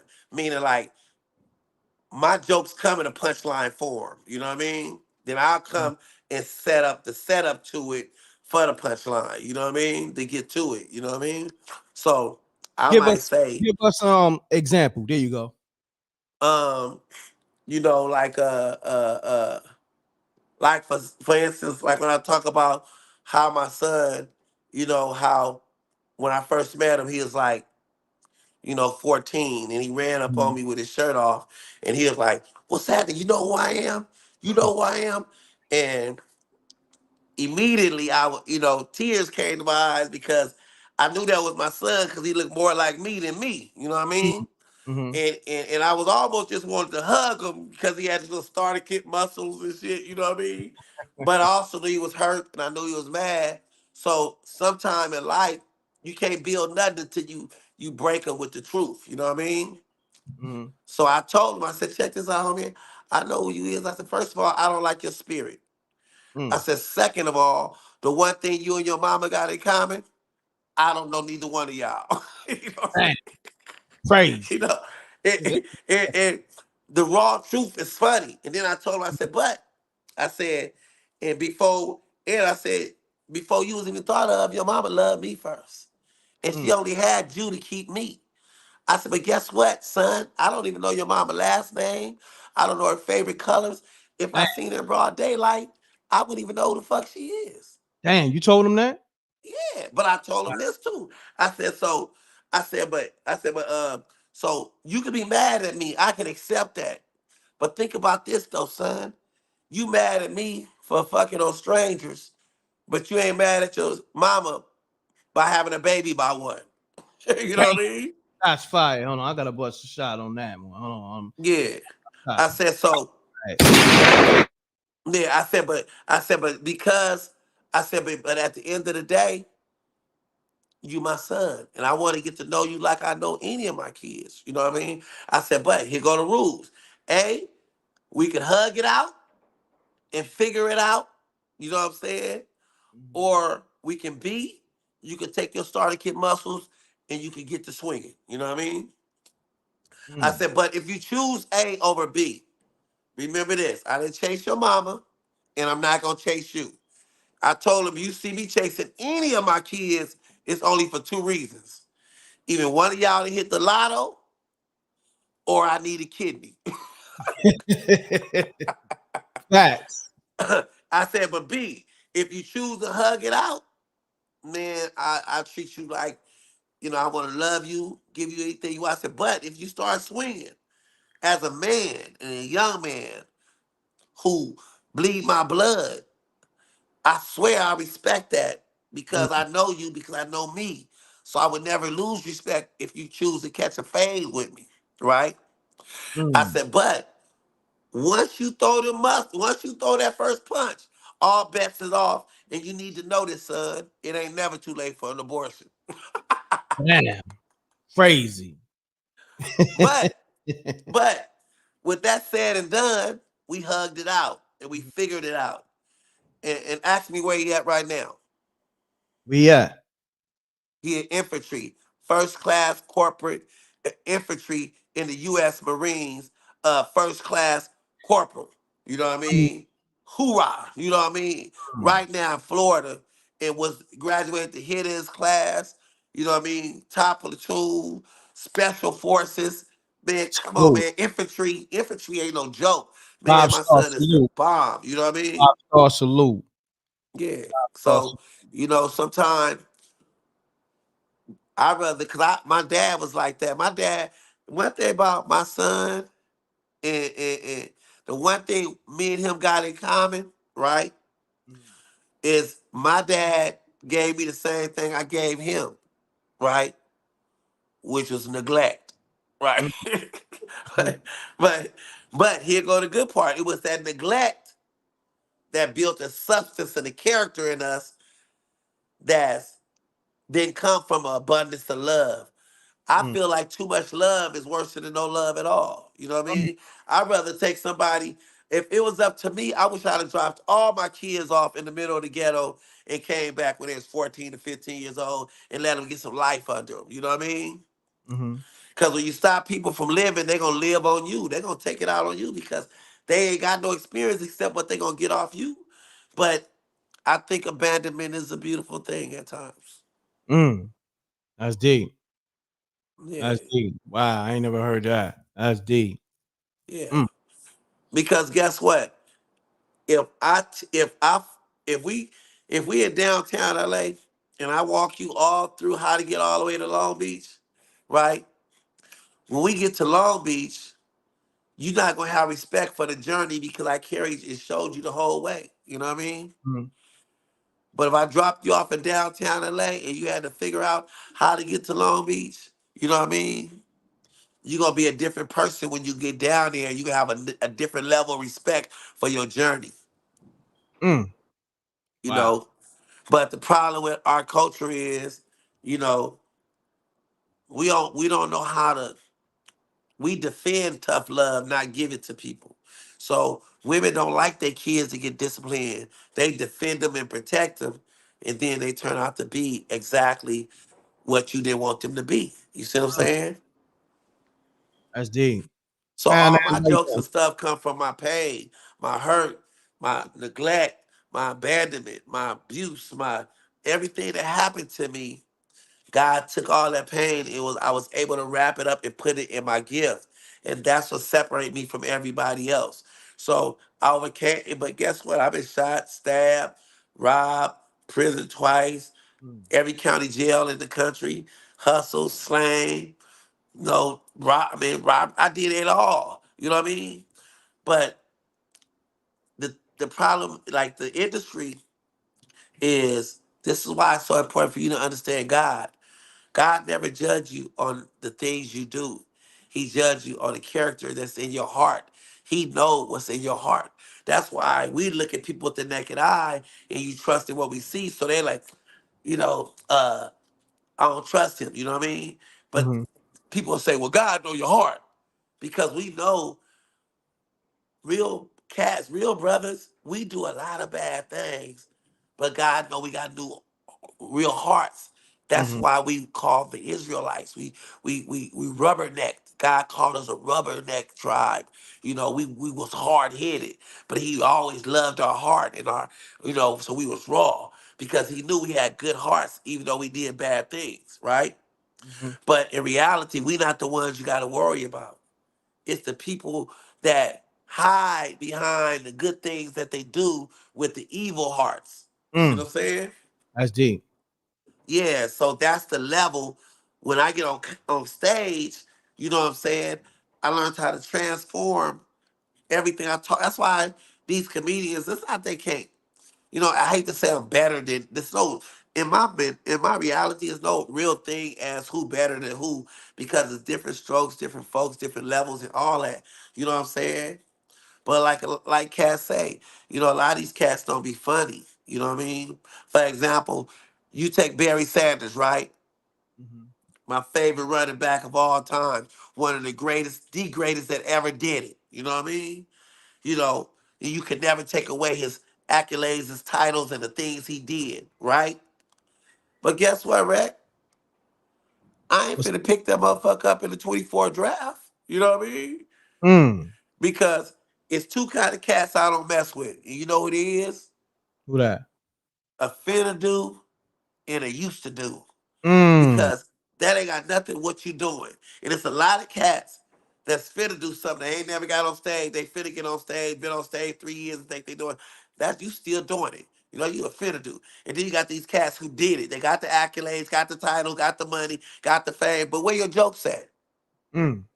Get on stage 15 minutes. Yeah, I did comedy.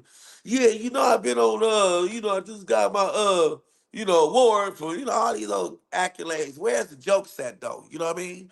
Fact. Because the people are coming to see they think they coming to see the star, but they up there talking about other entertainers. Yeah, have you seen this and you seen that and you see man, I ain't up there name dropping because everything I've been through, I'm enough to talk about. Homie, I've been Mhm. through so much.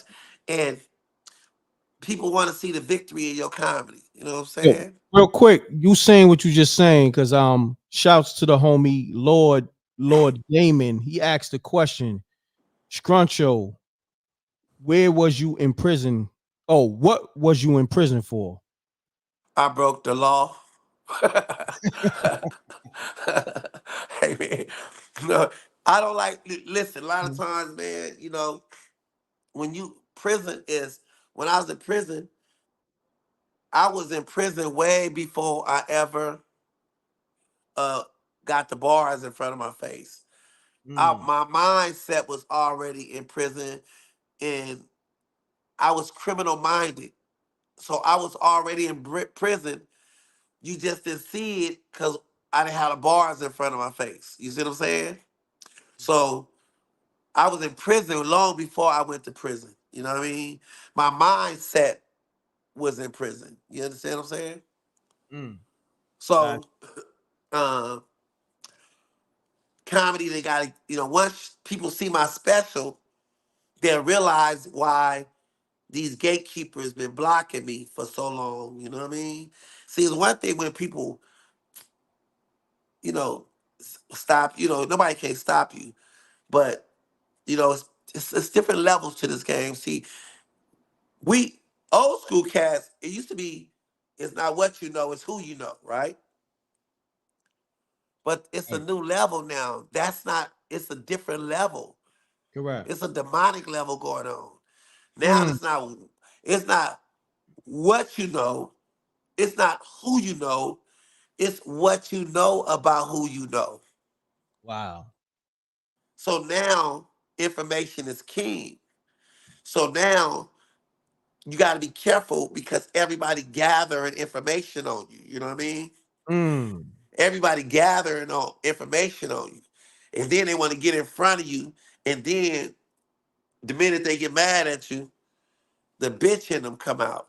Then Mm. they say some whole shit like, "You don't want me to get to talking." What that supposed to mean? You been gathering information on me, homie? You know what I'm saying? Mm-hmm. You really evil because you gathered information on me and you use it as subliminal. It's subliminal confidence for you to have on me when you looking at me like, nah, yeah, come on, bro, don't do me like that. You know what I mean? So my advice is be who you say you are. You know what I'm saying? Because everybody facts checking you and looking for stuff on you to try to figure out how to destroy you. And even with said, when he got caught stealing them jokes, he'd have just did better off just saying, sticking to his comedy and explaining how he was gonna give us some money for it or something, you know what I mean? You know.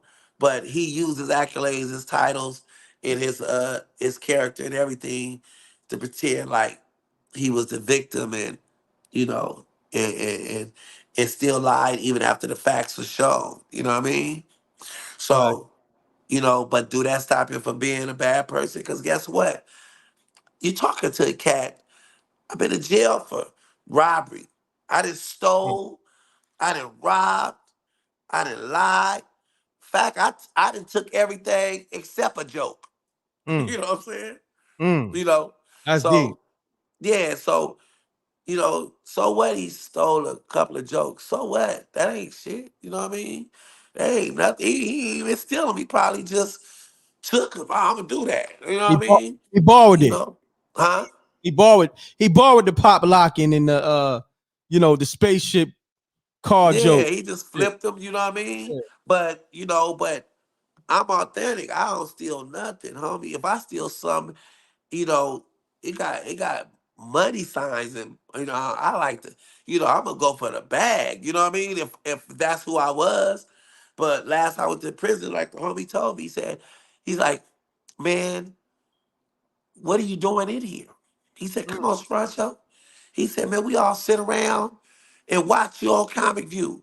When we know you coming up, we all in here, man. We gather around. We get the best of Scruncho, man. We be watching you, man. You in here hurt us. You don't have to do this. He said, God gave you the greatest gift in the world. He gave you something you can hustle off of. He said, hustle you.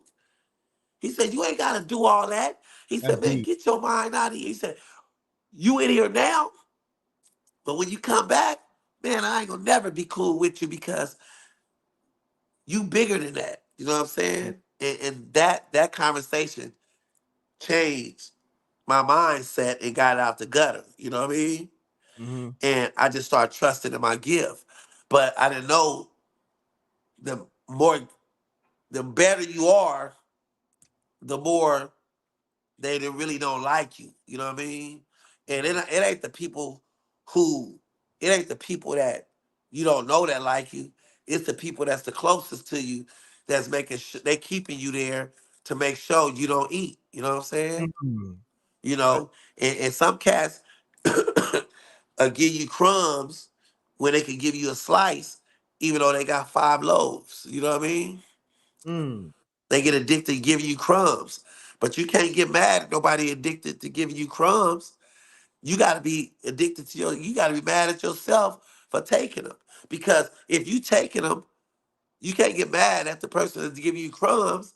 You gotta accept that you're a crumb snatcher, nigga. That's a Stop fact. being a crumb snatcher. Stop taking everything everybody give you because you don't know your worth. You Mm. depreciate your worth. And when you let somebody treat you like an outfit or, you know what I mean, keep you up under them and, you know what I mean, but separate when it's time to get, go where they go, then that means they don't got respect for the level, And it might not be no respect, a lack of respect for you. It could be a big ego for them. Like when I look at 50 Cent, right? Because that's one of my favorite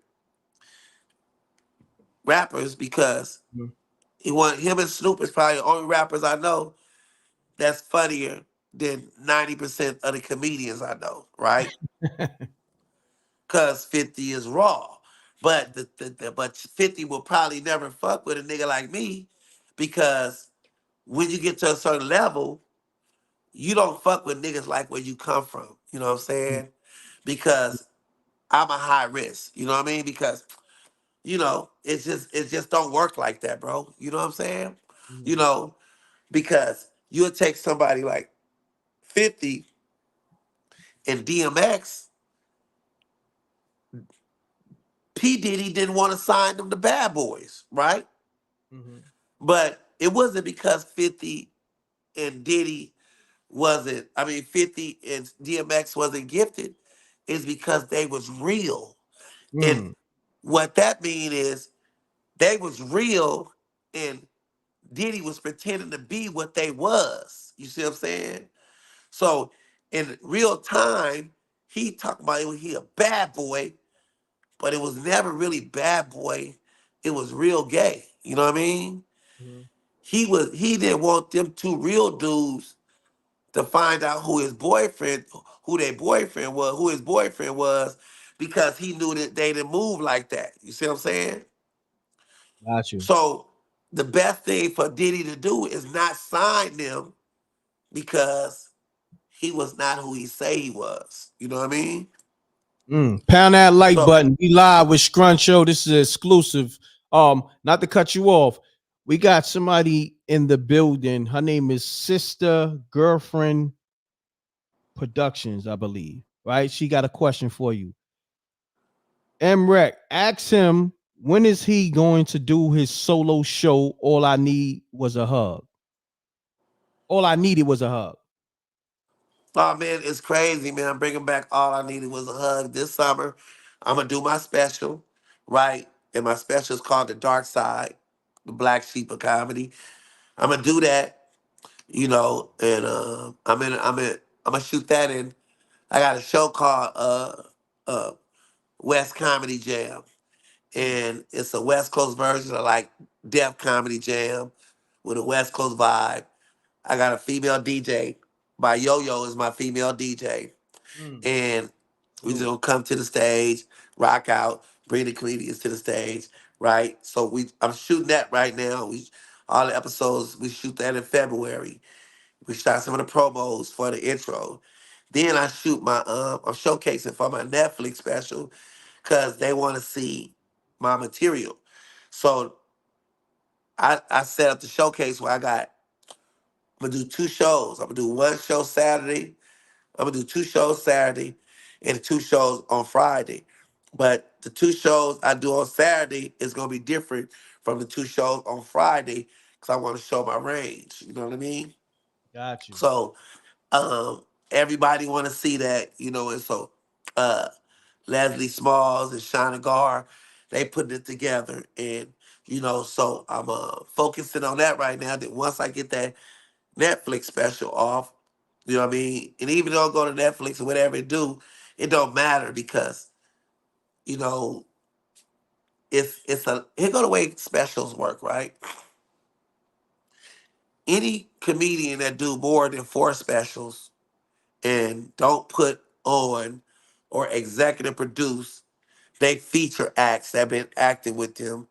If they don't turn around and executive produce their specials and start putting other comedians on, they are officially gatekeepers, right? And let me explain why, right? Your first special you do, you full of material. You hungry, you broke, you ain't, no expectations is low, and you just raw material, and boom, it blow up, right? Now your second special you do is you still got a little something left from the 20 years, so you can throw it into the second special. Then, you know, you're a star now. So now your material changing a little bit because you're talking about your homies and your celebrity friends, and now you dating these celebrity chicks, and you getting friends like now you hanging out with Michael Jackson and Justin Bieber and all this old goofy shit. Now people coming to see you, but you such a star now that it's smoke and a little bit of funny, but because you so big, it goes off, right? But it's only half as funny as your first one. But you don't know because you're a star and the smoke is everybody coming to see the artist and not the art. So you got away with it. Now your third special, you became the person you talked about in your first special. You know what I mean? Oh shit. Now That's you part of what you say you would never be. Now you talk about your money, you know what I mean, and your cars and and your all your big things and your trips and your titles and your accolades. But where's your jokes? You see what I'm saying? mm, Now you abandon your jokes. Ain't been on stage because you're on tour, you shoot movies, you doing this, you doing that. You ain't really even in the creative mode because you too busy. You can't create when you spending money. mm-hmm. Don't nothing kill your creativity like too much money. It kills your gift. You know what I Mm, mean? A that's bunch deep. of money is let me tell you something. That's why God say the root of money, the root of money is the love of money is the root of all evil. You know what I mean? And mm, even though I think it's the lack of money that's the root of all evil, you know what I mean? Because I wouldn't be as evil if my money was right, right? You know what I'm saying?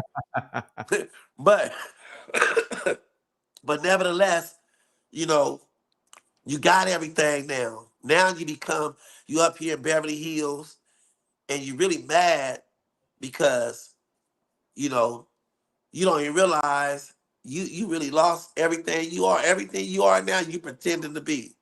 You know what I mean? And you looking at the cats that's raw and authentic, and you got all that money, all that fame, idolatry will bless you. But now you really bitter and you angry because you don't have the ability to create. You mm, know what I mean? See, because what God does, he gonna have the devil work, right? You know, your mind, the Bible says that the battle is in your mind, you know. So a lot of times when you see them cats smoking and drinking and staying loaded, it's not because they want to drink, smoking, and loaded. It's because when they took that deal, mm, that seed was planted. You know, Satan, you take a deal when you sell your soul, it's a seed planted in you, in your head. And at first it started you popping, woo, woo, but that seed started to manifest. mhm, Then all of a sudden, you know, you start wearing your nails getting polished. You went from pet bulls to shih tzus. You know what I'm saying? All of a sudden, pink is your favorite color. You know what I'm saying? All of a sudden, you dancing feminine, you know, and you start losing something, you know, mm, but you got all the money. So the battle is in your mind because your mind is your it's your uh it's your interior decorator. It put the sauce and the bling on your brand. Boom, boom, boom. But your soul is your warehouse. It creates the gift that make you funny. So now your gift is here. This is your mind is your warehouse and put the bling and put the it decorated, put the woo, you know what I mean? But ultimately your warehouse is where the bulk of your gift come from, right? So now, you know, next thing you know, devil come. See, remember, whenever a person lose their soul, guess how they gonna lose their soul? It's two things gonna lead a nigga to the devil. You know mm. what it is? What's that? Money? And No. what's that? A person you trust and a Mm, good time. wow. Gonna put you right in front of that mug. And you gonna be looking and you like, dang, look your favorite celebrity. It's gonna be blinging in the he gonna walk right up in a form of somebody that put you in front of Mm, somebody and you gonna be so excited because you thinking that's who and he gonna give you that contract and sign that deal and you gonna be so excited because you're surrounded. And you not know you're surrounded by demons and devils and goblins, but if you ain't got a relationship with God, easy work, right? It mm. ain't no, it's easy work. You know what I'm That's saying? crazy. Let me Because ask you you. you spiritually blind. So then you sign that Gotcha. contract Mm. thinking he wants your brand, and the whole time he don't want your brand. Want your He soul? wants your warehouse. Hmm. So Let now me you ask you give him, this real huh? quick. Let me ask you this real quick. Not to interrupt you or cut your wisdom. Um, have you ever been to one of those Hollywood parties where it got spooky, where you be like, "Oh, Man, I'm let gonna me need tell you to something. exit. I'm gonna need to exit to the left and go to the door, get up out of here. This shit ain't my my Man, I type remember of shit." years ago, Uh huh. I had a partner named Lil G. So he in Compton, right? It's my partner. So me and Lil G, we was like, we'd hop fences, man. We'd go through back doors. We'd get fake passes. We was like grimy with it. You know what I mean? We Uh used to huh. put our nice outfits in a duffel bag and hop on over the fence with our scrubs on or something, and then hop over and then get dressed and then walk in the party like we there, right? So we crash these parties. So we go to a party, but this time um, it was a lady I was naming by the name of Leslie, you know, and she had one of the bodies that the females is paying to get, right? Mm. She had a real one. Small waist, hips, gap, bow-legged, double jointed. Look, she was this far from being handicapped. You know what I'm talking about? Mm-hmm. And every time she walked, she just dangled. Mm. And I walk in there, and she like 6'3". Nigga, I'm a itty bitty dude. I'm walking in there, and the party was surrounded with just, I ain't gonna name no names, but all your favorite celebrities. I mean, it was bad, gorgeous women everywhere, Mm. right? And you know what she told me? She said, stop looking at them. Pay attention to these dudes. And when I started looking at them, Mm. immediately my eyes opened, my third eye opened, and I just seen all kind of stuff that was triggering my spirit. You know what I mean? Wow. And I seen the craziest stuff. And, and at the end of the day, man, I mean, like what? You got to explain, man, because people want to know. hey man, You I ain't got just to seen, you ain't got to name no names. You know what I'm saying? yeah, man, I seen, uh, I seen dudes wiping stuff off their lips and licking each other's fingers, like just little subtle Oh stuff. man, I seen sweet. one dude just reach over. She was with a dude, and Stroking. man, I just seen the craziest stuff. And then some of my favorite entertainers, I was looking like, man, it was more. Let me tell you something, homie. It was more beautiful boys in there than it Wow. was beautiful women. You know what I mean? And if you wasn't sober minded and you wasn't aware of it and you didn't know what you was looking for, man, you'd have woke up gay and it wouldn't have been by choice. Damn. You know That's what I mean? that's spooky as hell. And Nah, nah, and like, and but and, you live. and a lot of cats got invited to that party just to get food, just to get initiated. You know what I mean? So Wow. you thinking you trusting a friend and you thinking it's cool, and you look up and you're like, hold on. You know what I'm saying? If Leslie wouldn't have been with me, I'd have listen. Me and Lil G could have easily got twisted because our mind was in the world. Our mind was Mm. realizing we walked into a trap. You know what I mean? Wow. We broke into a party that we wasn't invited to, and if Leslie wasn't there, we'd have got food. She told me, she said, "Look at him," and I said, "Yeah, she tight." He said, "Look at him." I said, "Who?" She said, "Him." And she called her over, and when she started talking to her, and sure enough, it was a gorgeous boy. Oh wow. Yeah, but and Transformer. yeah, and the thing about it is, here go what I learned over the years. I used to be homophobic, right? Mm-hmm. So I used to always be mad at the transsexuals, the gay dudes. But then when I really woke up, guess what? You gotta respect them people and honor them people for making a decision to be what they are. Because that's their freedom of choice and their free will. Mm. I respect them. Here go what you don't respect. The ones that sleeping with the boys with the wig on. Mm. Them the real evil ones because when they find out, them the ones that's getting you killed. Them the ones that's sneaking up on you. You know what I mean? Because they'll kill you if they find out about it. Them the ones that's doing the dirt. You know what I'm saying? Mm-hmm. That's and them P Diddy niggas, man, they'll get you knocked off because these niggas ain't finna do no work. They gonna get somebody to do it for them. You know what I mean? That's a So my advice to all people is, man, man, just focus on your mind, focus on God, and stop looking at the big picture, bro. Because when you look at the big picture, you part of the problem. mm. Because, you know, first you form an opinion, and then you get judgmental, and then you get angry. Then you know it all. Next thing you know, you part of the problem because now you disrespected everybody free will. You know what I mean? You got all the answers. That's Mm. now you worse than the problem. You know what I mean?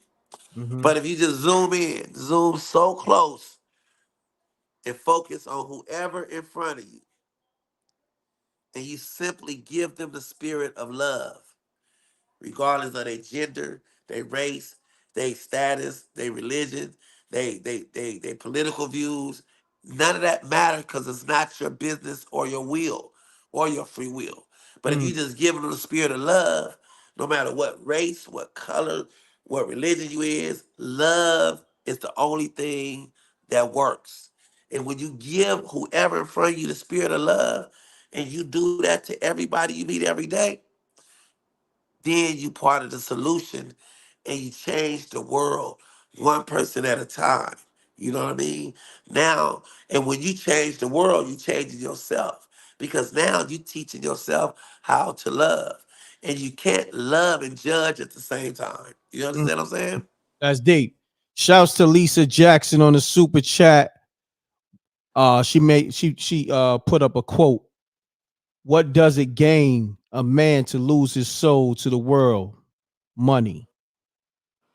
Yeah. And somebody else had put up a super chat. Hold on, I think it was 11:32. Oh, here she go. Nicole Harris. Appreciate the super chat. She Tiffany Haddish says she been doing comedy since 1996. She was 17. Do you remember Kevin Hart performing in Philly before Hollywood? So I guess that's a question towards you. Um, I've been knowing Tiffany since she was you know, I've been knowing Tiffany since she was doing open mics, working for at the little kids open mic thing in Hollywood, and I'm actually good friends with Tiffany. I Mm. remember picking her up, and she like, "Big bro, could you come get me? My car is over here, and I know you the only one who can give me a tow truck." So I goes to she on right down the street from the Laugh Factory.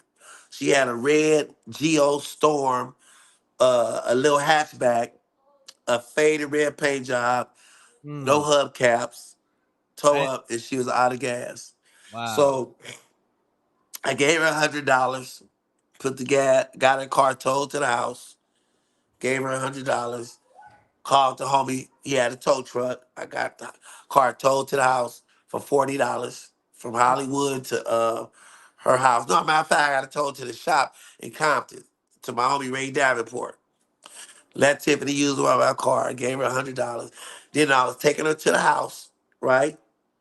Because I was going to let her use one of my cars. So I had to take her to the house, you know. And when I took her to the house, we stopped on the corner of Normandy and on Slauson and Normandy. And it was this transient lady, and she was just sitting on the bus stop like that. Very beautiful lady. She was just like just standing there like this with bags, and her hair was all matted. And she said, that's my mama. I said, man, stop lying. Say what? I said, why you pass her up? She said, I know you don't want to put her in your car. She said, that's my mom. I said, Tiffany, Wow. put that on something. She said, I swear. I said, I would never pass up your mama. So I busted U-turn, threw her mama in the car. We took her to the house, walked Tiffany in there. And from that moment, when I got in that car, I cried because I knew Mm.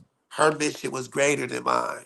I knew the way she loved her mama, the way she took care of her mama, the way she looked out for her mama. I knew Tiffany Haddish was going to make it.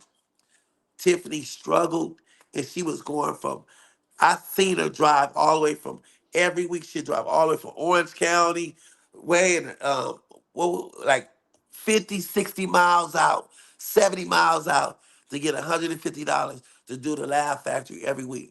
I seen that girl struggle. I Wow. seen her go through it. I seen her. So her success to me is more inspirational because Mm. I seen what she did and how she brought her mama back to mental health and got her stuff together, and she and That's like my little sister, and I'm always proud of her. The other day, me and the wifey on the freeway coming from Vegas, and we see this big old billboard with Tiffany Haddish's face on it, and immediately I called her because she was going through that thing where they was accusing her of drinking driving in Beverly Right. Hills. You know what I mean? Right. But she wasn't drinking and driving. She got a sleep disorder, or whatever, whatever. But she wasn't drunk. You know what I mean? But that's why she wasn't. She was just fell asleep. So anyway, I call her because I said, no matter what you going through, when I see your billboard, you know, and I know where you come from, I'm shedding these tears because I'm proud of you. And to me, this is something I want to do, to be on the freeway and see my billboards on the Las Vegas Strip. You know what I mean? And we talked and we talked. So I know the backside of Tiffany Haddish, and she been grinding. She work hard every time she get on stage, and and and in her success, she's just simply excited as she should be. You know what I mean? So that's what I love about Tiffany Haddish. That's deep. Wow, that's an ill story. Pound that like button, man. We here live with Scruncho. Wow, that's inspiring, but at the same time, it's a little sad because of, you know what I mean, what she had to deal Yeah, with, her mother and her grind to get to where she's at now. Wow, but that's ill to hear it from you the way you told that story. yeah. Um, And then, in my heart, you know, and and I just been through them things. See, the problem with me is I never been broken to the point to where Hollywood want to save me. Cause I was always a hustler. I always had money. I always had, you know, and I always was that type of dude where I had mattress money. You know what I mean? I always had a street hustle. I never mhm, was the type of dude wanted a job, all that, because I was too gifted to work. You know what I mean? mhm, Like, like I had to decide, am I going to continue to share my gift with Satan, or mm, am I going to give my gift to God? You know what I mean? So in order for me to go through that, I had to go be stripped, and I had to be broken down, because nothing that's never broken down could never appreciate success. You know what I mean? Because if you can't appreciate it, why, before you get it, you're going to get broken down when you get it. mm, Because broken down is a process that we all got to go through if you're going to be on this earth. And those that never went through it would never be shit, because nobody would never care, because you never got through nothing. It's not about what you go through. It's only about what you get through.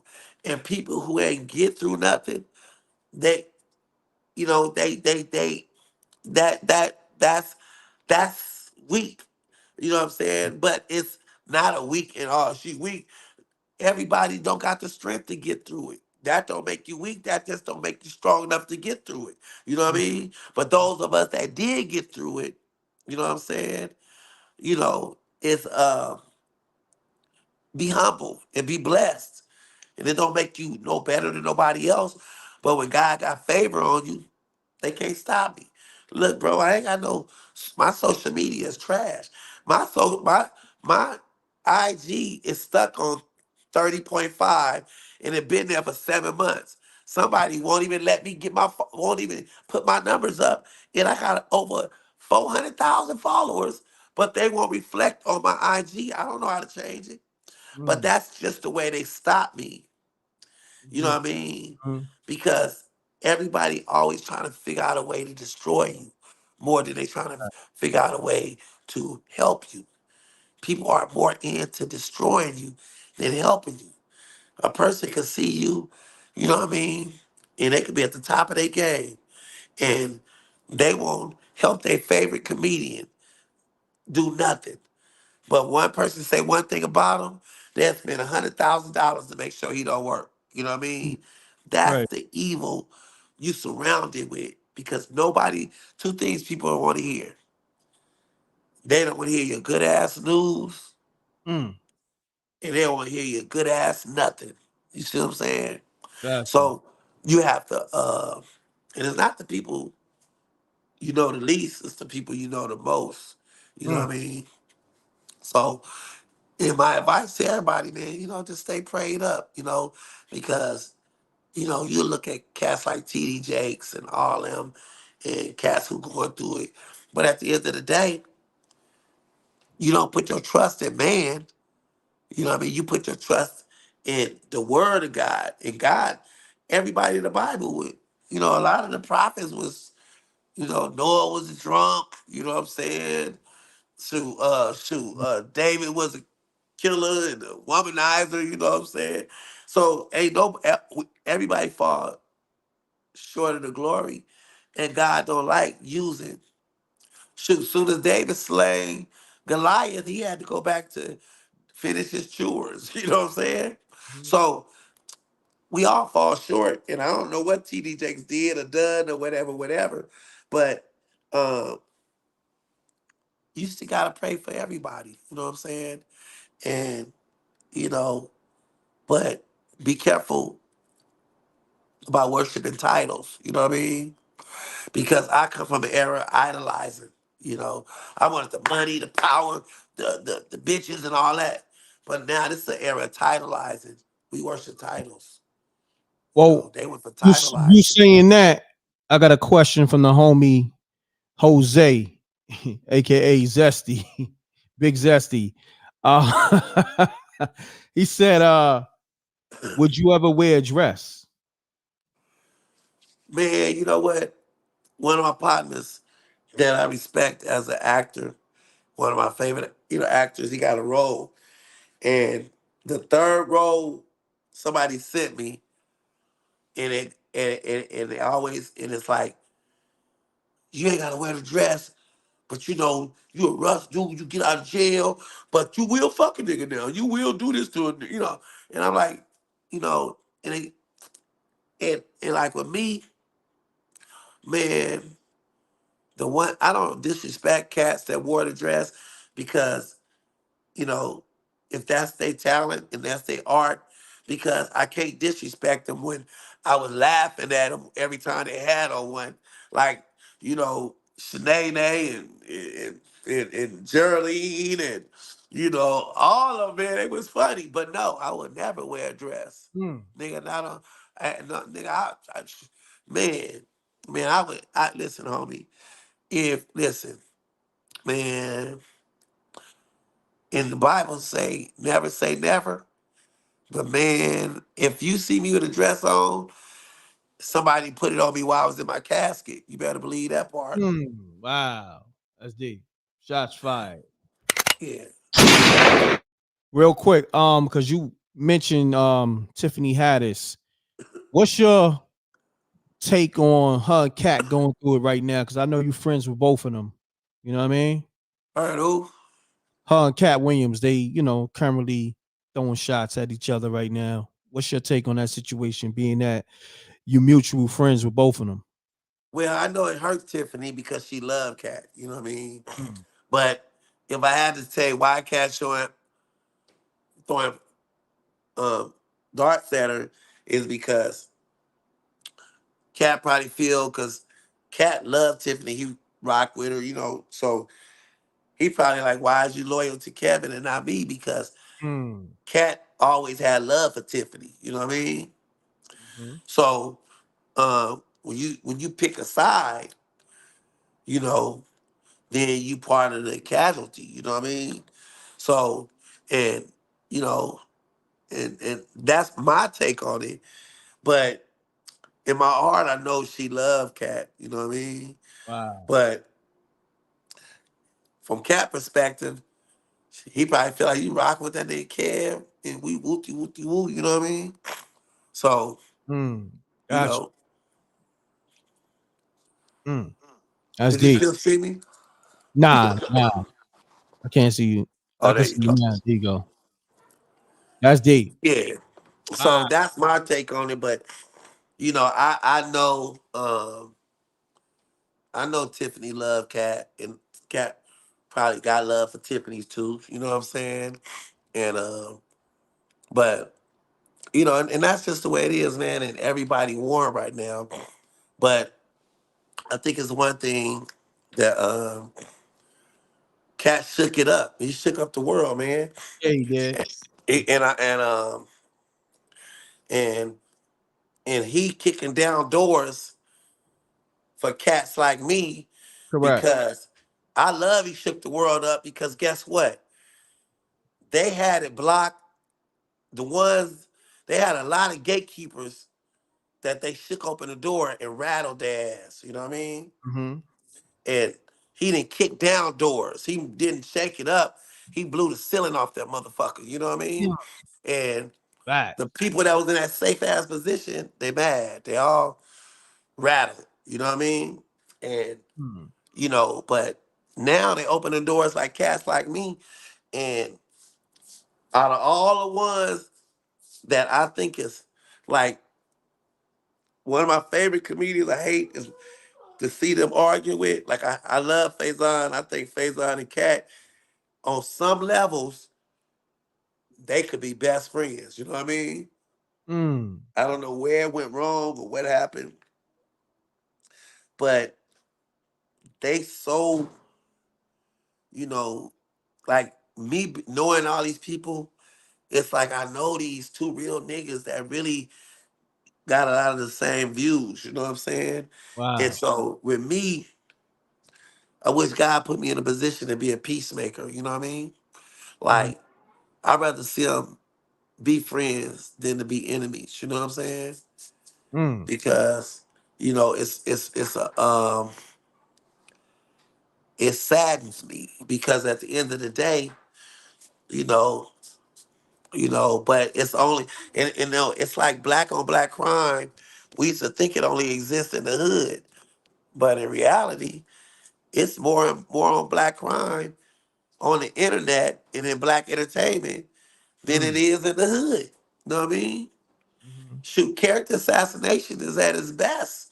You know what I Mm. mean? Because they know, right? But it's a trip how they're talking gangs. All the bloggers, they don't say nothing about Taylor Swift.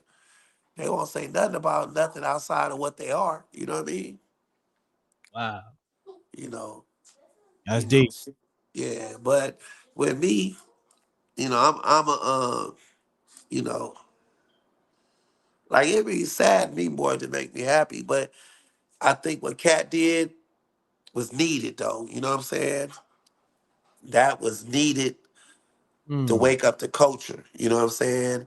Damn sure. And It woke up it the woke it culture up, as well as the huh? world. It woke up the culture, but but as well as the world. Well, as the world. You know what I mean? And you know what I mean? And some of the stuff. You know, I mean, the way he shook it up and the way he went in, only Cat can do that. You know what I mean? So it make me wonder. It make me wonder. This is God. I think Cat is God sent more than anything. I Mm. think everything he doing is biblical driven, Mm. and sometimes you know you know people fail to understand. You know, the one thing that I got a problem with in the Bible is, King James, they wrote, King James wrote it, but King James was feminine, you know what I mean? Yeah. So he took the edge off the disciples and Jesus, you know what I mean? And when he took the edge off of them, people challenge him more. But they got Bible like this. But man, trust me, homie, they was all real ones.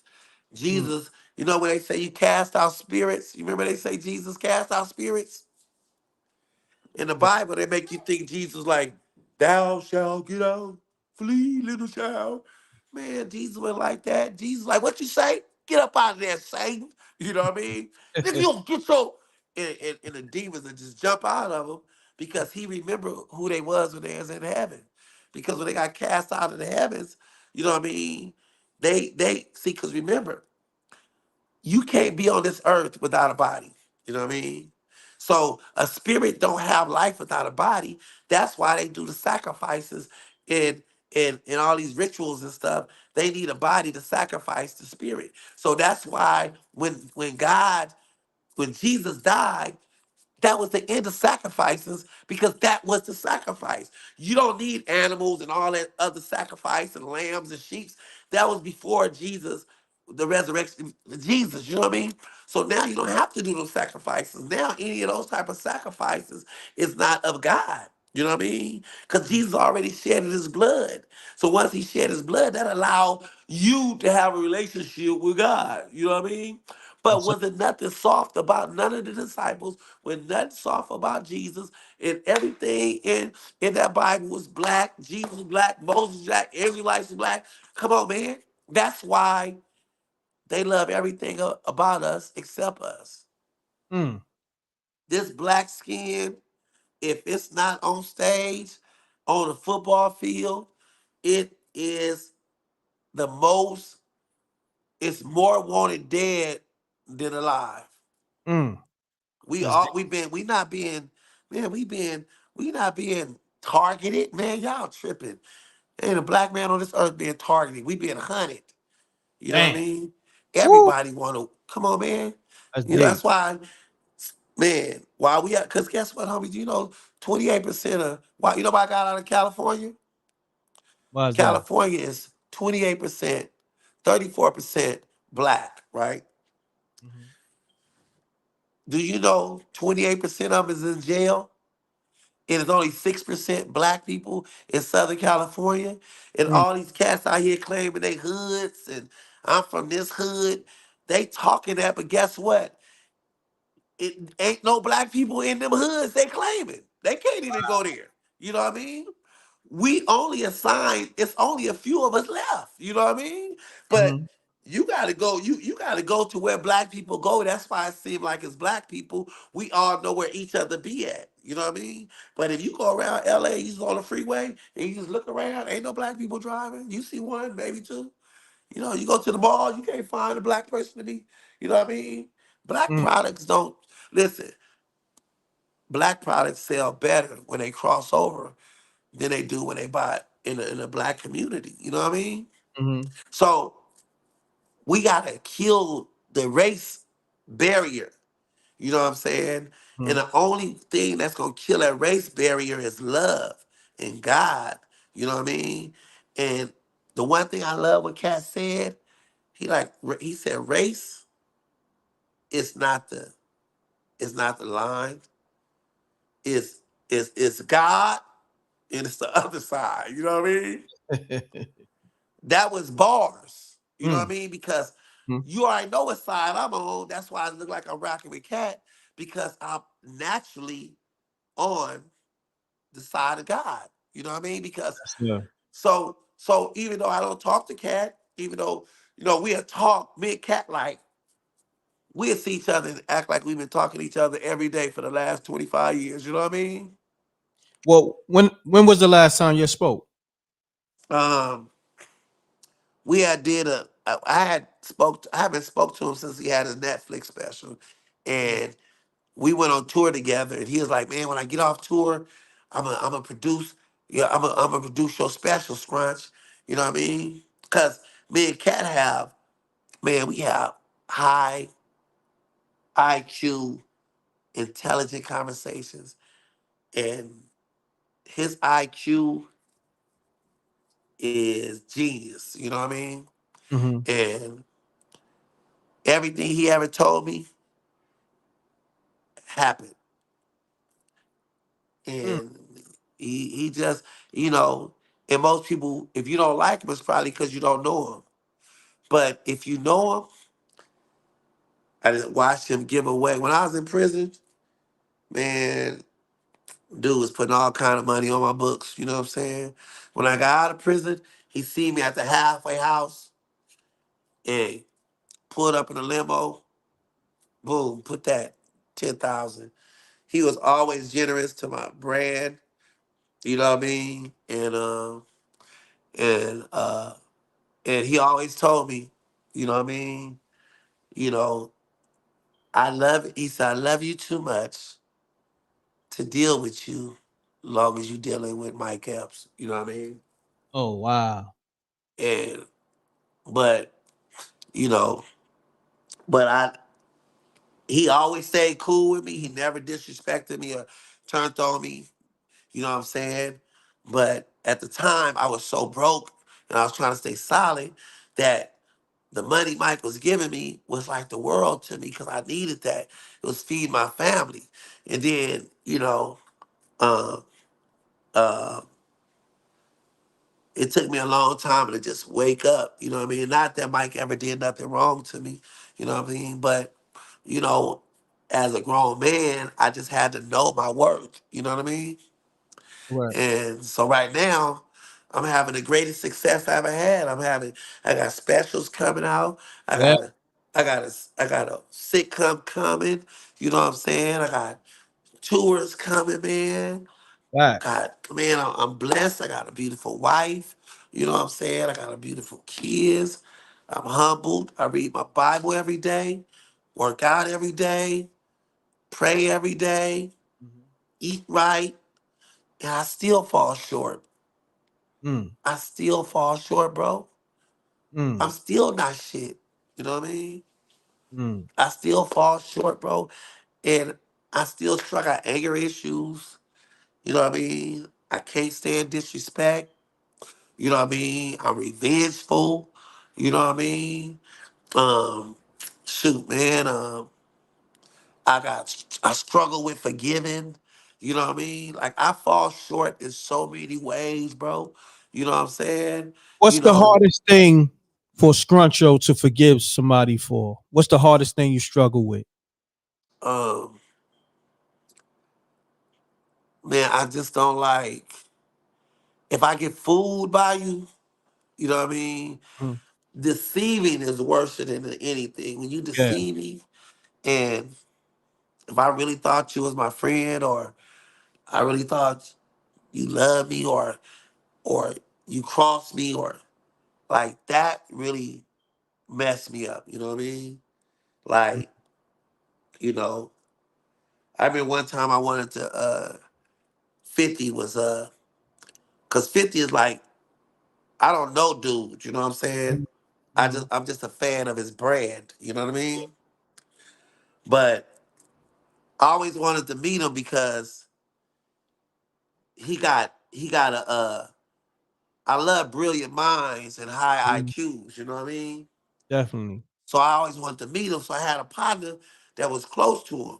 So I'm like, oh man, I'm fit. He said, yeah, come on, meet me 50. You know what I mean? And then he's like, oh man, 50 ain't here, oh man, this and that, wooty wooty woo. And then when I found out, oh bro, you just did once I found out 50 was right there and they was hanging and this and that. And then it hurt me because I'm like, damn, bro, like, man, So, but that kind of stuff is when you deceive me, I prefer you say, ah, man, cause I tell cats all the time, like a dude called me today, talking about give me cat number and all this old shit. You know what I mean? I'm like, hold on, bro. Like, I don't really deal with LA cats. You know what I mean? Like, Hmm. only cat I deal with that I love is my business partner, Johnny Bub, right? Johnny Bub out of Compton. You know what I Mm, mean? When I didn't have nothing, Johnny Bub started my seat, my LLC, gave me the money. Don't call me, don't sweat me, make sure I'm good. So, and Johnny Bud from Compton, and we don't talk much, you know what I mean? Because I call him all the time. Then I realized, damn, since he gave me the money, he called me the least, you know what I mean? So I'm mm, like, man, fuck it, I ain't gonna call, because I don't like chasing no cat. mhm, But if I got $1 million tomorrow, that nigga gonna get 400,000. You know what I mm, mean? Because my loyalty is greater than when you do for me when I'm at my lowest. You know what I mean? Man, I'm gonna rock with you till the wheels fall off. I- That's the way I rock. You know what I I'm mean? I'm built the same way. Salute. I think that's why we vibe the way we Yeah, vibe. You know what I mean? I'm built the yeah. same way. My loyalty, you know, I, listen, I tell people I wear that shit like, yo, listen, that's a part of me. You know what I Yeah. mean? I ain't compromising that for nothing. for Yeah. nothing. And because without loyalty, love is just a hustle. You see what I'm Yeah, saying? yeah. And and people is hiding deception, like deception Mm. and deceiving. That's the Man, word. that right now, that's it's like anything too real is the most hated people on the planet. Mm. People don't they might not like me, but I didn't do nothing to them. You know Damn. what I mean? I Mm. ain't do nothing to nobody. What I do? You know what I mean? When you loyal to somebody, you good to somebody, and they figure out a way to be your enemy. You know what I'm saying? And if you people will stop liking you and they'll try to position you, and if they can't position you, they hate you. You know what I'm That's saying? So as a black man, I gotta always be prepped for war because somebody always want that smoke, especially when you're not even a shit starter. mm, I'm only here now because I'm not a shit starter. mm. I don't start shit with nobody. Never have because my daddy told me a long time ago. Don't be a shit starter, but always be a finisher. You know what I mean? Hmm. That's a You fact. know. So with that being said, I don't fuck with nobody. I just stay in my lane, mind my business. But and a lot of times, like the other day, I was driving in the car and I accidentally cut dude off. And he rolled on the side of me. He cussed me out and wooty wooty woo. But I, I still said I'm sorry because I was wrong. You know what I mean? Hmm. And that's what people do when they get mad. You know what I'm saying? And and I done cussed out a lot of people when I got mad. You know what I mean?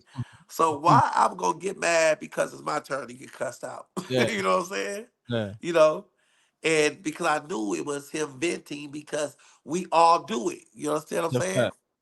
So it's like my biggest lessons I tell everybody: until you learn how to take accountability, you don't have the ability to grow and you don't have the ability to love.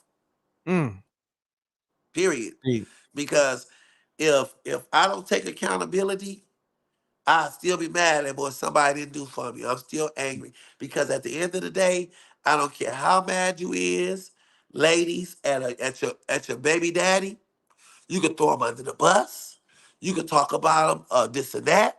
But at the end of the day, you chose him. Hmm. That's who you picked and said, "I'm gonna let this man have my baby." You knew he only had $17 in his pocket before you knocked him down. Before you bust So your now you drawers. mad at him because you can't get $250, $400 a month, and he only had $17 in his pocket before you met him. You know what I mean? You Facts. won't take no accountabilities, and you keep calling him a deadbeat, but that means you a deadbeat too because you making deadbeat decisions. Mm. And you don't have the ability to take accountability. Listen, how you gonna go after this man for child support, right? Mhm. And tell him to take accountability when you never counted his abilities to take care of the baby. Deep. You want him to take accountability, but you never counted his abilities if he can take a baby. Because whoever he was before you decide to make him something you couldn't. And when you couldn't form him in the way that you want him, you turned him over to the white man. You Mm. threw him under the bus. You throwing the baby under the bus. Oh, your daddy ain't nothing. And you doing all this because you refuse to accept accountability. Mm. Deep. Because at the end of the day, he didn't rape you. You know what I'm saying? You believed his beautiful lie, Mm. you know, and you didn't want to do your homework. So now, as wrong as he may be, you more wrong because you release you had the power to say no. Mm.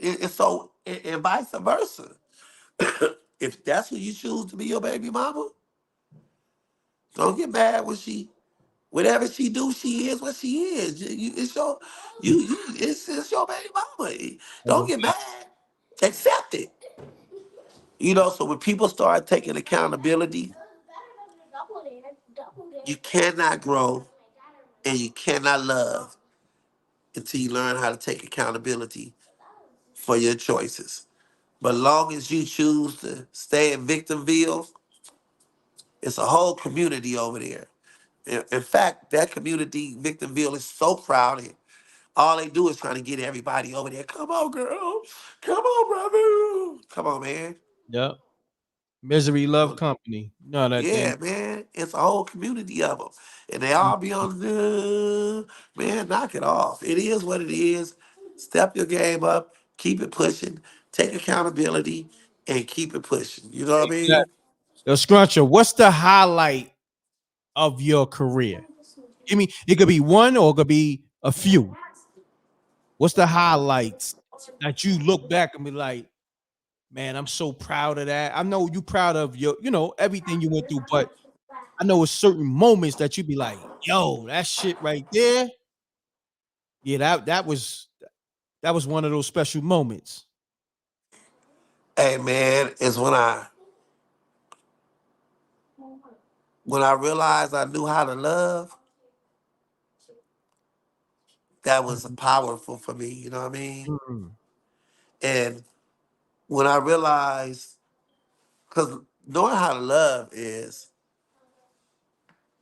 knowing how to look somebody in the eye and say, man, when I looked at my wife and I looked at her and I had an opportunity to do certain things Mhm. and I realized I didn't want to hurt that lady and I did not want to hurt my wife.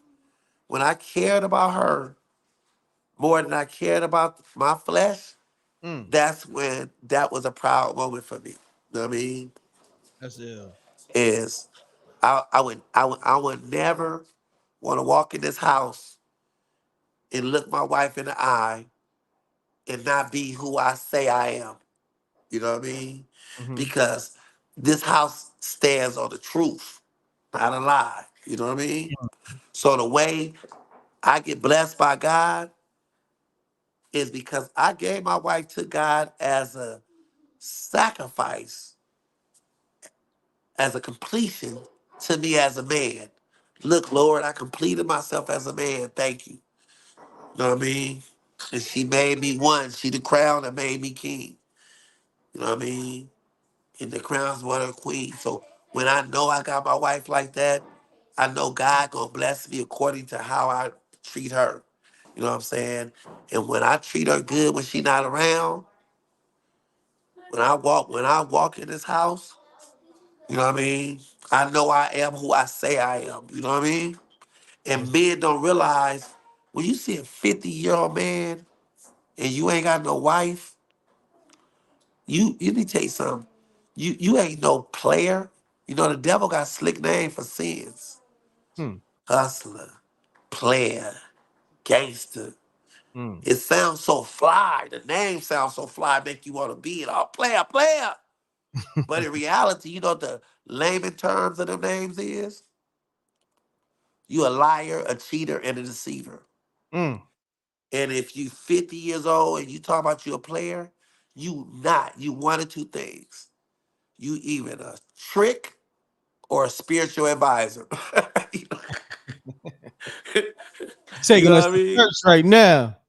Huh? Yeah. I said you taking us to church right now. You preaching the gospel right now. You know what I mean? The Yeah, people it in the seems chat like I'm room. preaching, but you know, Nah, it's all good. The people they loving it. They in the yeah, chat room loving it. You know what I'm saying? yeah, Let me ask you a few more questions. I'm gonna let you, do your 1-2.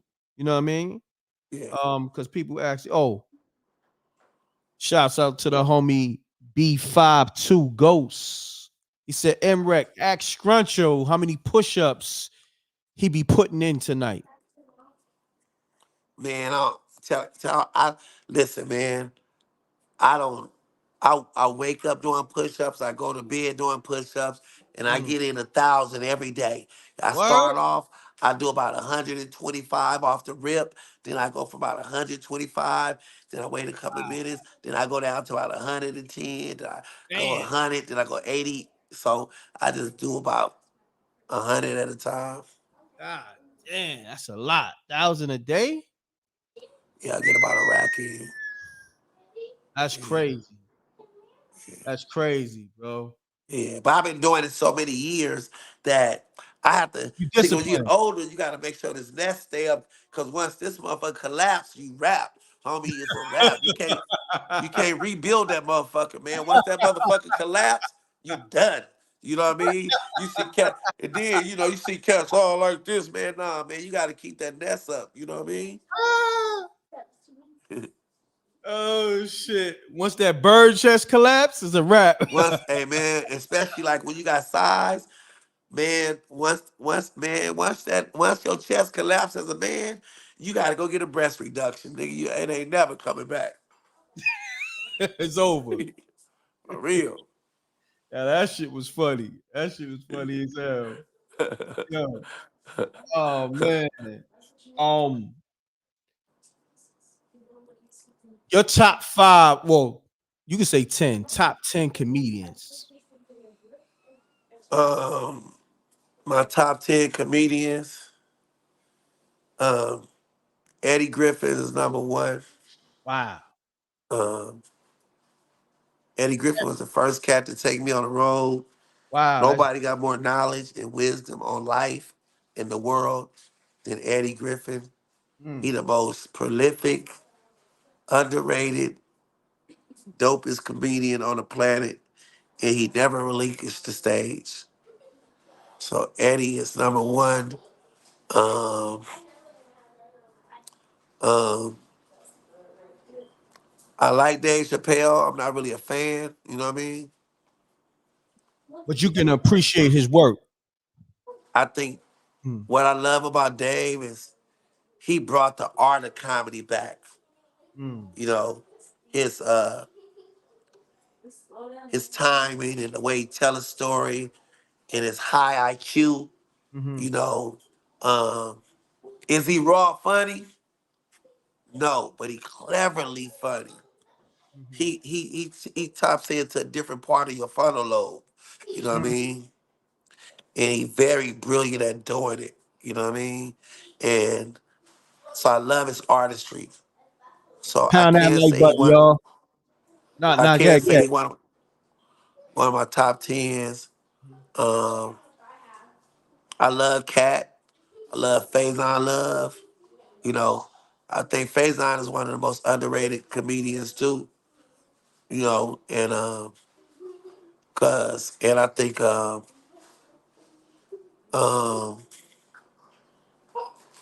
man, I love Tony Roberts. But then I like cats like, you know, man, they got some cold comics out there, man. Uh I'm a fan of uh no, Richard Pryor to me and Eddie. Eddie, nobody got Eddie Murphy range. You know what I mean? Yeah, Eddie Murphy. That's Eddie Murphy it's range. crazy. He the first one put rock and roll to comedy. He he made you want to be a comedian, you know, because he's the first comedians that made comedians think, what, I could get a woman? What? He put a swagger to the made ladies like comedians. Nobody did that like Eddie Murphy, you know what I mean? Mm, He'd come to the stage like a rock and roll star. You even know he was gonna tell jokes, you know what I mean? mm-hmm. So that love for Eddie Murphy, you know what I'm saying? I got love for of course Katt. Katt is Katt is like the GOAT. He one of the GOATs, you know what I mean? Because he shakes shit up, you know what I'm saying? Correct. He he dope like that. What about Bernie Um Mac? Absolutely. And when I name these comedians, it's Mm-hmm. in no specific order, you know what I Got you. mean? Got you. And Bernie Mac is um by far he like he made every underground comedian, he made it feel like we can really make it. You know what I mean? Mm-hmm. He Mm-hmm. showed us what all the haters look like, and all the haters made it above Bernie, and he conquered them.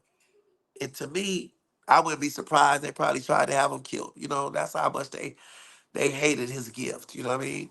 Mm. Because they was all trying to be what he was. He is so authentic. You know what I mean? He was so raw and so real, man, that his presence was so powerful. You know what I mean? I remember meeting Bernie Mac, you know what I'm saying?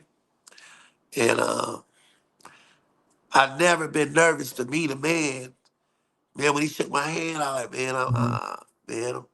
I'm a fan, man. I'm happy to meet you. And my name's Scruncho. I'm a comedian. And he said, I know who the fuck you is. You little nigga running around, taking off your shirt, all that energy. And I know who you is. He said, I got good news and I got bad news. He said, you gonna make it, but it ain't gonna be no time soon. He said, Wow. scared of niggas like you, man. You too, you know. And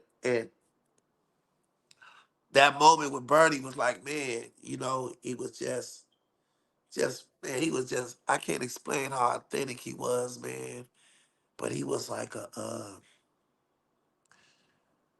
I'm grateful to have a chance of meeting him, you know what I mean?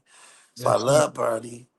I love Red Fox because Red Fox is is like what he did for Esther, Bubba, Skillet, Leroy. There have been no comedian in the history of comedy that took his whole NBC sitcom Mm. and filled the whole castmates with his chitlin circuit. Only Red Fox did that. Mm. And he fought for all of them and was willing to quit for all of them. And he got Grady off the chitlin circuit, Skillet, Leroy, all of them. You know what I Mm. mean? You know, and I also like Kevin Hart because of that too. You know what I'm saying?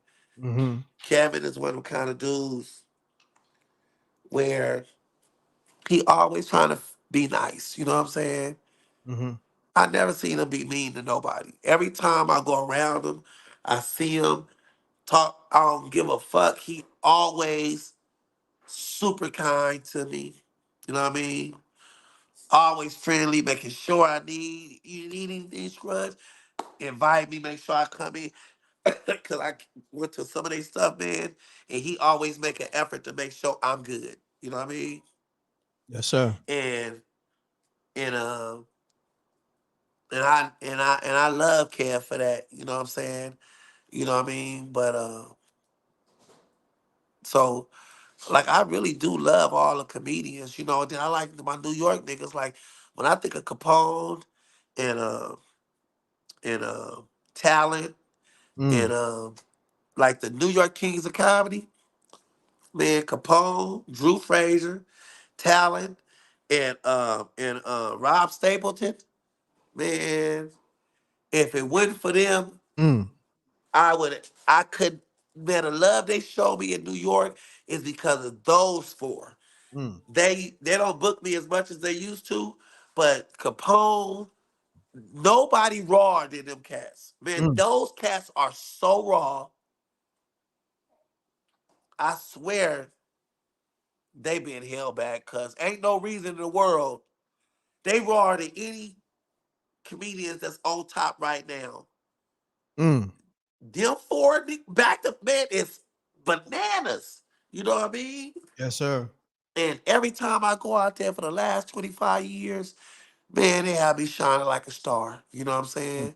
So, um, yeah, I love comedians, man. You know what I mean? Yes, sir. And yeah, man, it's a few others. So I got Rich, you know, Richard Pryor, of course, because Richard Pryor, he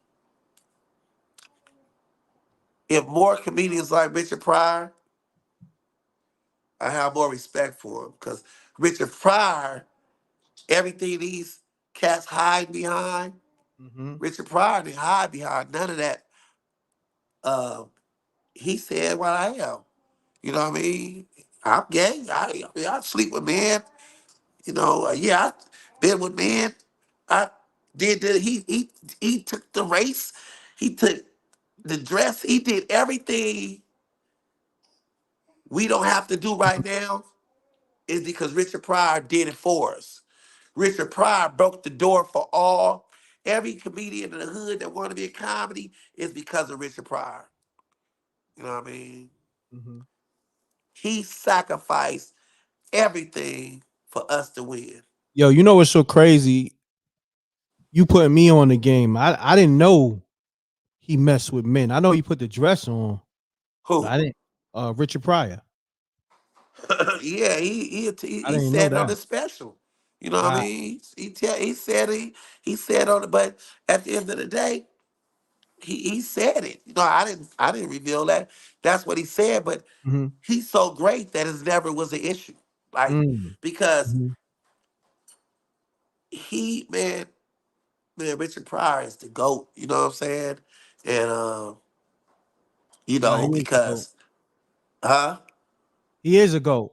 I mean, it's many Yeah, he goats. GOAT, man. That's how I Yeah. look at basketball. You got Jordan, you got Kobe, you got LeBron, you got Steph. It's many goats. Same thing with comedy. You got Eddie, Martin, Bernie, Richard, Red Fox, Cat. So many goats. You know what I'm saying? Yep. Yep. And a lot of times, a lot of these goats, they won't let you, they won't see a lot of these goats is you'll never know because cats like them cats in New York, man, they not stopping them, they blocking them. I Mm, don't know who hating on them, but ain't nowhere in the world that New York Kings of Comedy shouldn't be on Netflix right now. Those cats are bad, bro. You know what I mean? mm, Them four cats together, man. You ain't finna go to New York and outshine them, no sir. They mm, they they the creme de la creme. Talent, Rob Stapleton, Drew Frazier, and Capone. Man, come on, homie. I crazy. know. I mean, they been there. When Mm, I came in the game, they was already wrecking shop. You know what I mean? And mm, every time they come to LA, they wreck shop. You know what I'm saying? So, you know, and plus I like some of these little young cats. Like I'm a big fan of DC Young Fly. You know what I mean? mm, DC Young Fly, I was in Vegas about 2 months ago, and I sat down and watched this set, and I was mesmerized. You know what I mean? Whatever you got to say about DC Young Fly, saying he not funny and saying his stand up ain't on fire, shit, man, I'm telling you. And I ain't saying it just because that's my little homie. I'm saying DC Young Fly mm, is fucking fire. I watched him timing, energy, stays present. That's the nigga that need to do his damn Netflix. Nigga fire. mm. So I think they got a special on Netflix, the 85. What is it? South they got? That's yeah, his but brand. 85 South, that's kind of like, you know what I'm saying? That changed the course of comedy too, because what it did, 85 South, him, Chico Bean, and Carlos Millers, Mm-hmm. they 85 South is fire, but when they by themselves, man, when they doing their sets, man, come on, man.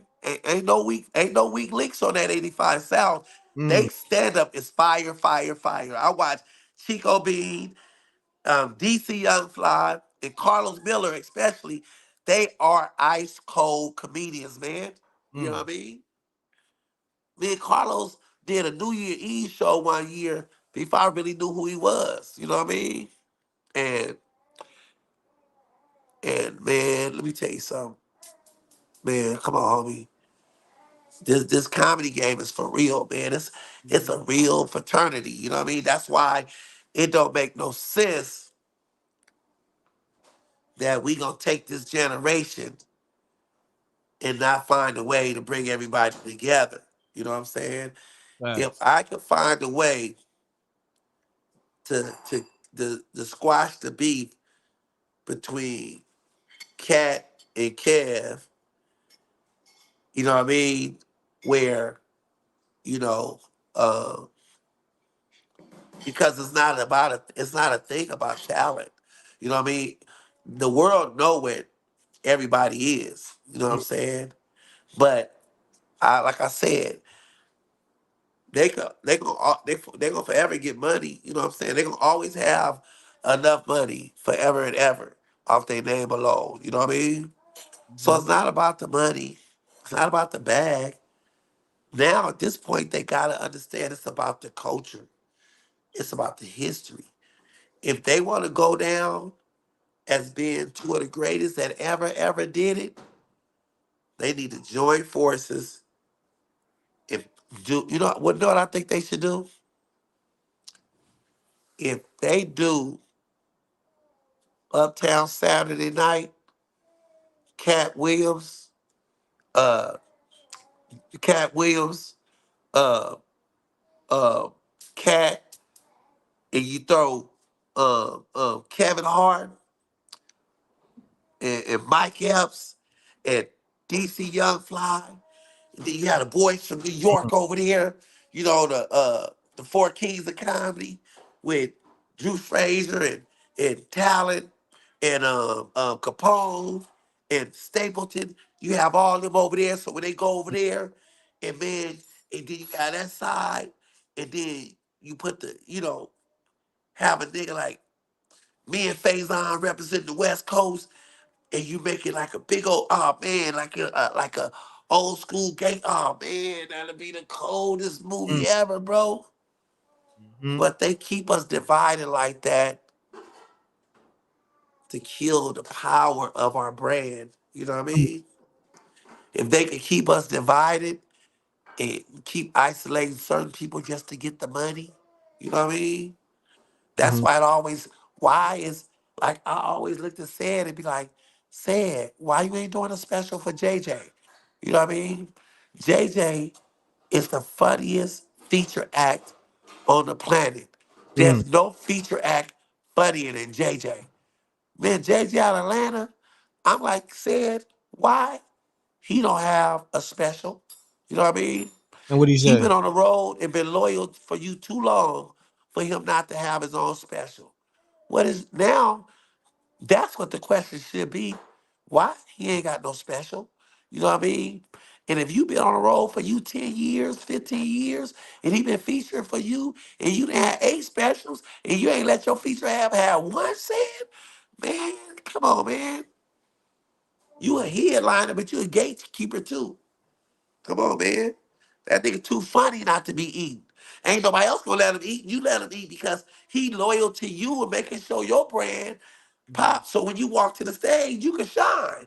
JJ been throwing you alley hoop, but you looking at it like you throwing JJ alley hoop, and you man, JJ need a special, bro. Mm. You know, yeah, but man, yeah, but JJ, and I'm telling you, man, you can say what you want to say about this comedy game, but it ain't the comedians all the likes and the followers. Man, they can't touch half of the cast I just said. Half of the Mm. cast all the cast I just named. Man, How come you on, feel bro. about like a Ha Ha Davis? You familiar with him? Yeah, I Yeah, love that yeah. little dude. You know I what I think he's mean? funny as shit. You know what I mean? Yeah, but he got his stand up.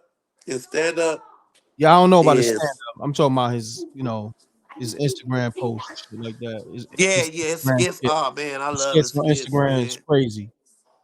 Yeah. He figured it out. You know what I mean? Like I love his skits, man. Every soon as I see him, oh man, that's the funniest, But his stand up, he growing with his stand up. I seen Mhm. him come a long way. I seen him when he first started doing stand up. He Mhm. was just like struggling with it a little bit, and then I seen him months later, and he really getting better with his stand up. Mm. You know. Salute to him. I already fuck with his content. You know what I mean? But yeah, man. We locked in, bro. Oh, one more thing. I got this show. I got this show called Spooky Hours, right? And Yeah. that's dealing with people that had supernatural experiences. So shouts to the homie, I I think his name is Lord Gaming. He wanted me to ask you, did you ever have a supernatural experience or supernatural story you want to share with the people? A supernatural story. Yup. Hey, can I talk, you guys? Hey, can I talk? Yeah. So, one of the supernatural experience I had is years ago when they had Facebook. I mean, um, uh, they had this MySpace, right? Mm-hmm. So I was on MySpace, and it was this little girl used to hit me. She was about 16, and she was super thugged out, and she hit me. And she said, "Man, I'm a big fan, and I always wanted to know what was on the front of your hat." 'Cause I used to wear beanies, and I used to have it pulled down, Mm. and I always had writing on the front of it, but I always had on Dickie suits, right? And she said, so I stopped it, and I seen where you had God first, and she sent me the little God first of the hat. And she said, "That touched my heart because I didn't think you was with God, and it let me know that God make real dudes." She said, "I'm a big fan. If you ever get a chance, you know, I'm in Portland. I'm not really been feeling good. I've been in the hospital. I've been a little sick, but I'm gonna be all right." Mm-hmm. And da da da da. And she always used to send me little stuff, right? So and at the time I didn't really, take it serious. Not Mm-hmm. take it serious. It just didn't resonate because she didn't put a lot on the hospital. She was like, "I'm in the hospital," and then I had a show to do Mm-hmm. about 2 months later in Seattle or something. I think it was in Seattle, but I had to catch it. I had to go through Portland because the plane got stuck. I had to hurry get to the show. So I had to leave a day earlier. Somehow I had to go through Portland, a train station through Portland, to get to Seattle, right? Mm-hmm. And I was on the waiting on the bus or something, and I seen the hospital, and I'm like, that hospital ring a bell, right? And I couldn't figure it out. And I got ready to get on a little train or whatever. I said, "Oh, that's where the little girl is." Mm-hmm. So I hopped off the bus, you know what I'm saying? I walked over there, and when I got there, it was for cancer people or little kids that had leukemia, like a St. Jude hospital, and I didn't know it. I thought it was just a regular hospital. Mm-hmm. So when I went into the hospital, was trying to find her, I found her, right? Mm-hmm. And I put in a request if I could see her. And when I walked in there, um, she had leukemia. She had lost all her hair, and she had a beanie on, and it said "God first." You know what I mean?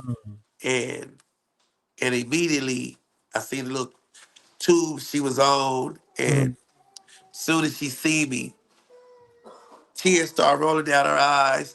Tears start rolling down my eyes. Keep in Wow. mind, nigga, I ain't never Crazy. cried at that point. I ain't That's crazy. never had Mhm. nothing happen to me like that. And after I seen her, a week later she died. Damn. And that always that was the most super realest moment I ever had in my life. And Wow. at that point, Okay.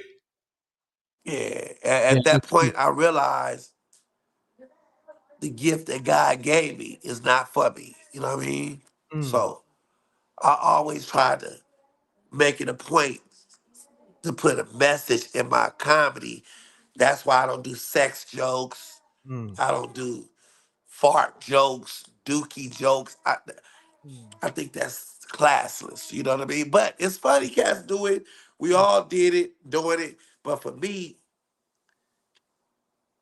to touch something and touch people in a form of being funny through my hurt and pain is I don't want to waste time up there talking about different celebrities and you know what I mean? Oh yeah, mm, you ain't gonna you know Jamie Foxx and yeah, you know Eddie Murphy and just talk. Listen, I'm not a groupie of other entertainers. So when I get up there, I try not to spend a great deal of time talking about other entertainers, telling a Mm-hmm. bunch of sex jokes. Here go a fart joke. Here go, you know, all that kind of stuff. So I try to tell stuff that's um, with a spiritual content to it.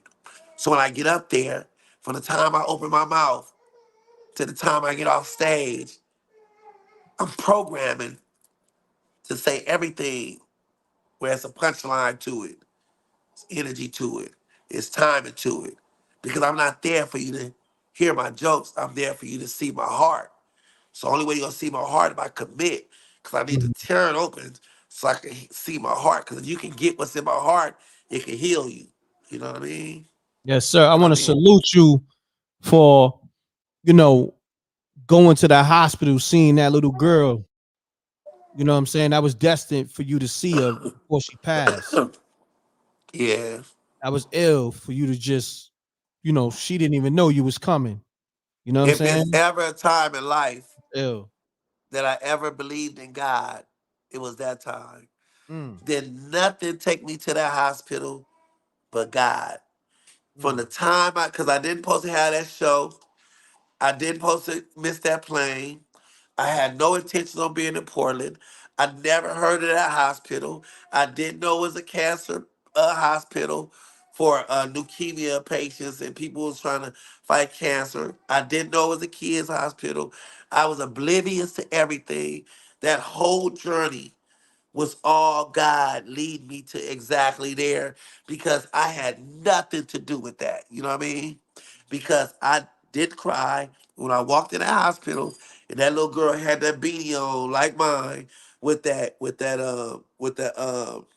God first on it, covering her little bald head, and she had some. I used to wear the corduroy house shoes. She had the corduroy house shoes right next to her bed. You know what I mean? And it was absolutely when I see it, and all I remember is she had these big old beautiful eyes mm. and this pretty chocolate skin and this big old pretty smile and and and tears rolled down her eyes. Tears rolled down my eyes, cause that is nothing what I had visioned in my head. You know what I mean? And Deep. absolutely, that made me a believer in God and how He worked. You know what I mean? So, and like I tell everybody, God, Hollywood got a light, a spotlight shining on these comedians, and that's their shine, and that spotlight is for them. But there's no spotlight on me. God got a light shining out of me, and it illuminates, and it's for everybody. And the light that's shining out of me, they scared of. So they do all they can to stop me from shining. But every time they stop me from shining, they just make my glare bigger. That's a So fact. all the ones that got close to me, and listen, bro, I let them do what you do. Take your best shot. I might take the long way around, but guess what? Even the long way around, I'm enjoying my journey. And whenever I get to where God got me to go, man, listen, I'm God driven. You know what I mean? Yes. And and at the end of the day, I don't know what these cats do and what they don't do, and I don't hate on them for however they got it. But the bag ain't my journey. I'm not trying to get the bag. You know what I Mm-hmm. mean? I'm into prosperity, Mm-hmm. being a good husband, being a good father, you know, being a good. I'm still working, man. You know, I got friendships I gotta clean up. Mm. I got son. I got a son on drugs. You know what I'm saying? You know, I gotta. You Mm. know, I got issues, bro. I got issues in my family. You know what I mean? Man, I be got to got brothers, my siblings be out here trying to, they hard time, and I gotta, it's people that need me, bro. So I gotta, I gotta create a way not just for myself to eat, but for my kids. Kids can eat. I'm Yeah. trying to get generational wealth. Generational wealth. Yeah. Yeah, so Fact. I'm on a different journey than just telling a bunch of Likewise. jokes. Likewise, Yeah, brother. yeah, Likewise. Nah, I mean, brother, you good, man. Trust me. We good. You know what I mean? Your yeah. family good. You know what I mean? You blessed, be blessed. And Mrecck, the day when I talk to you, and mhm. I love you and Rip, man. And Likewise, and we love you, brother. man, Rip is man. Shouts to the When homie y'all Rep. when he picked me up, man, from the hotel and took me, and we just vibe, and the energy y'all gave me, and the way y'all looked out for me, and Come made on, man. sure I was good, and the way y'all uplift y'all queens and speak on your family Right. and the spiritual vibes we have, and and we don't focus on religion, we focus on love, Love. because Yeah, love is greater than religion. You know what I mean?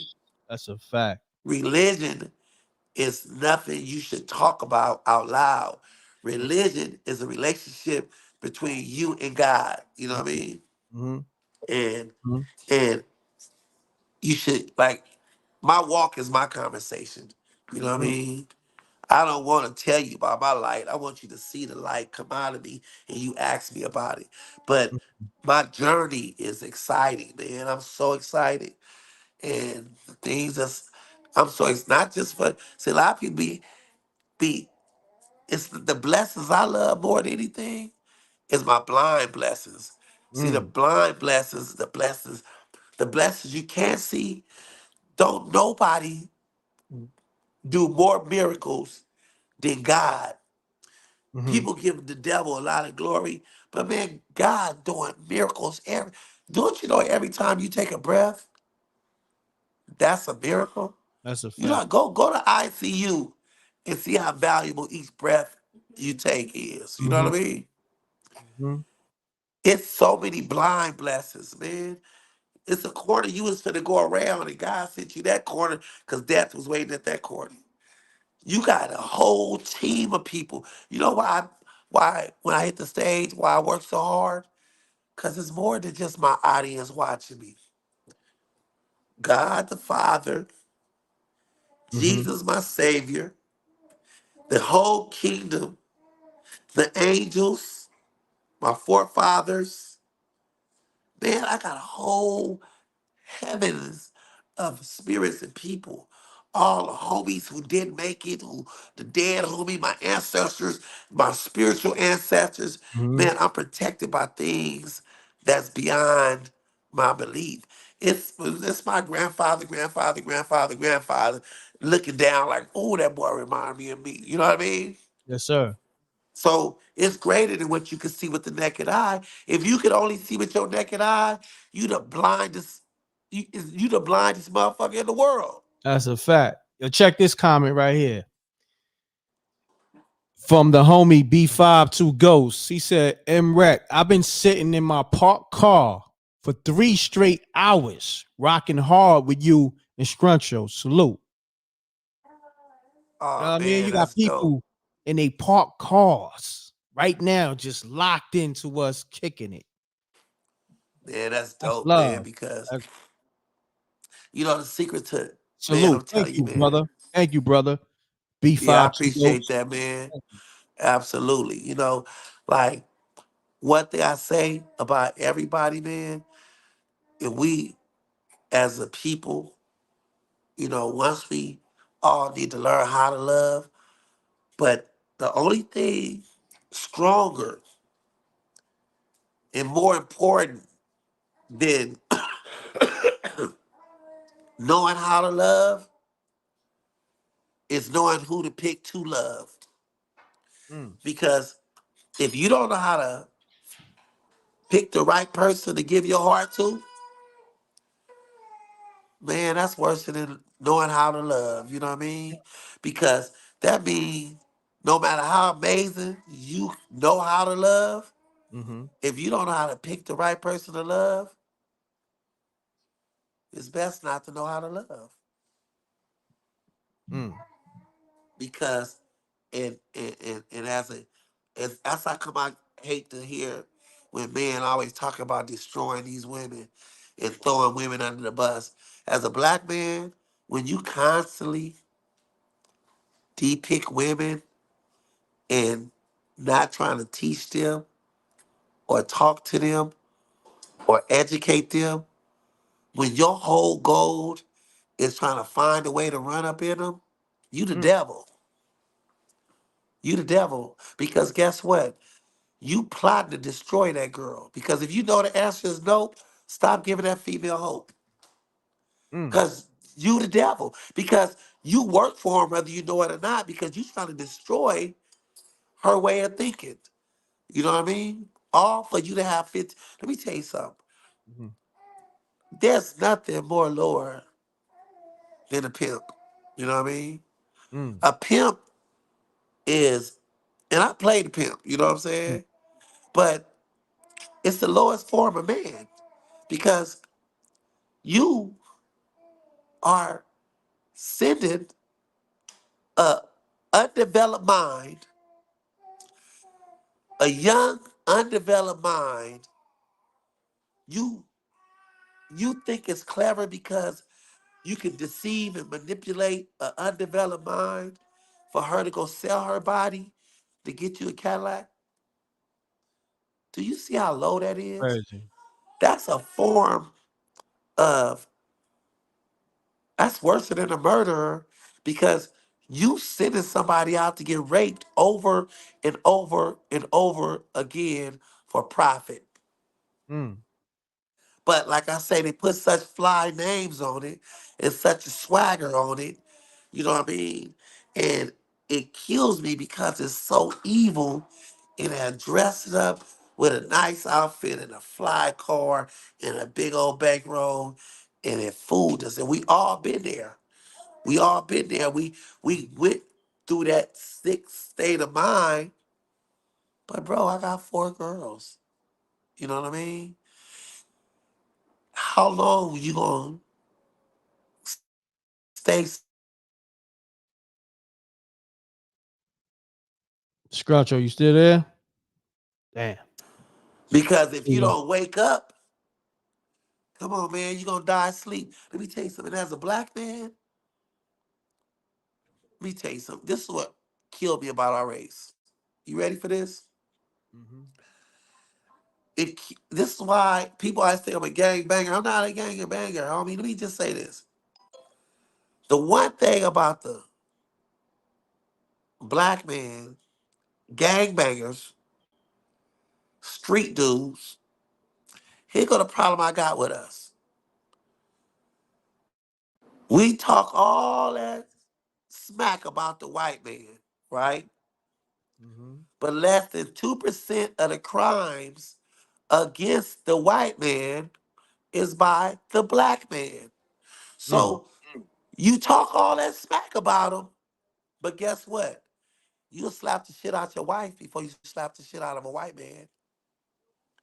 You'll mm, beat a black woman before you beat a black man. If you tried to hustle the white man like you do the black woman, we wouldn't be in this position. But we constantly trying to break down and hustle and run through the black woman and throw her under the bus and then get mad because we don't have good luck as black men mm, because we look like animals. When we don't take care of, when we could abandon and walk away from our families and do this and that. And I know I'm a victim. You know what I mean? Nigga, my walkaway game is epic. You know what I'm saying? So I know what it's like. You know what I'm saying? But you know, when you could not embrace, not just, you gotta love your man. Listen, we gotta think. The only way reason gentrification exists, you know why? Because white people know it's more safer in the hood than it is in Beverly Hills because mm, they know in the hood they not gonna touch us. They scared of us. A white, they won't touch a white man in the hood. They give Mama Son, the Chinese, they give them all the respect in the world at the liquor store. Hey, Mama Son, And Mama Son, they walking away with $60,000 a week and going straight to the Indian casino, spending the money, and don't even respect black people. But Mm, see, we need to. And then the thing about it is, once black people get money and get rich, they don't even like us. And mm, the white man, and a lot of times they're not gonna let us get no money until they know that we adapted that mentality. that's deep. That's why I tell anybody. That's why I tell anybody. I love all my Hollywood homies. Respect them, love them, but trust is greater than love. And I don't trust no black man that play golf Damn. Uh-huh. because you trying to get accepted. You want to be white accepted. Yo, You sit let me around say doing, this. You huh? said that, right? It's funny Yeah. you said that, right? Because Huh? I think you mentioned that last live. Somebody said Cat Williams play golf. So how you feel about So just because he play golf, I don't give a fuck. I still don't trust nobody play golf. You know what I mean? Because yeah, because I don't give a fuck. Because guess what? Um, he might play golf. I ain't gonna play it because I uh-huh. don't like the way they act. First of Mm, all, everybody talk all that shit about Suge Knight. mhm, Everybody got I beat up a Suge Knight story, and everybody talk all that shit now. But guess what? Nobody was saying nothing about Suge Knight when he was out from behind bars. That's number one. And number two is everybody on the golf course running around looking like Suge Knight. Big mm, bellies, big beards, bald heads, and big cigars. Man, get your ass out of here. mm. Come on, man. That's crazy. You We got know, the it's homie not. Reggie Carroll in the building. Salute. He said, what it do, cuzzo? Hey, tell Reggie, man, I love Reggie Carroll, man. That's absolutely one of the kings of the underrated when it comes to this comedy. Raw and uncut. That's a fact. Shouts to the homie Reggie. He put uh that event together. You know what I'm saying? We did the Knockout Kings of Comedy out in Maryland at Sully's and all that. And that's when we did the event, man. Shouts to both of y'all. But Reggie, I came to see him, me and Rip, and then, we did the event the next month, and the rest is history. And it's lit. It's Yeah, lit. we done got some brotherhood, man. And Yes, the cold yes, thing about yes. it, man, the cold thing about it, man, is Reggie, we was just talking about all these cats that be golfing and I don't trust them because when they get on that golf course, they think they special. Mm-hmm. They think they made it. They always trying to walk around like they with all them old goofy ass outfits on. They don't look no better than the niggas walking around the hood sagging.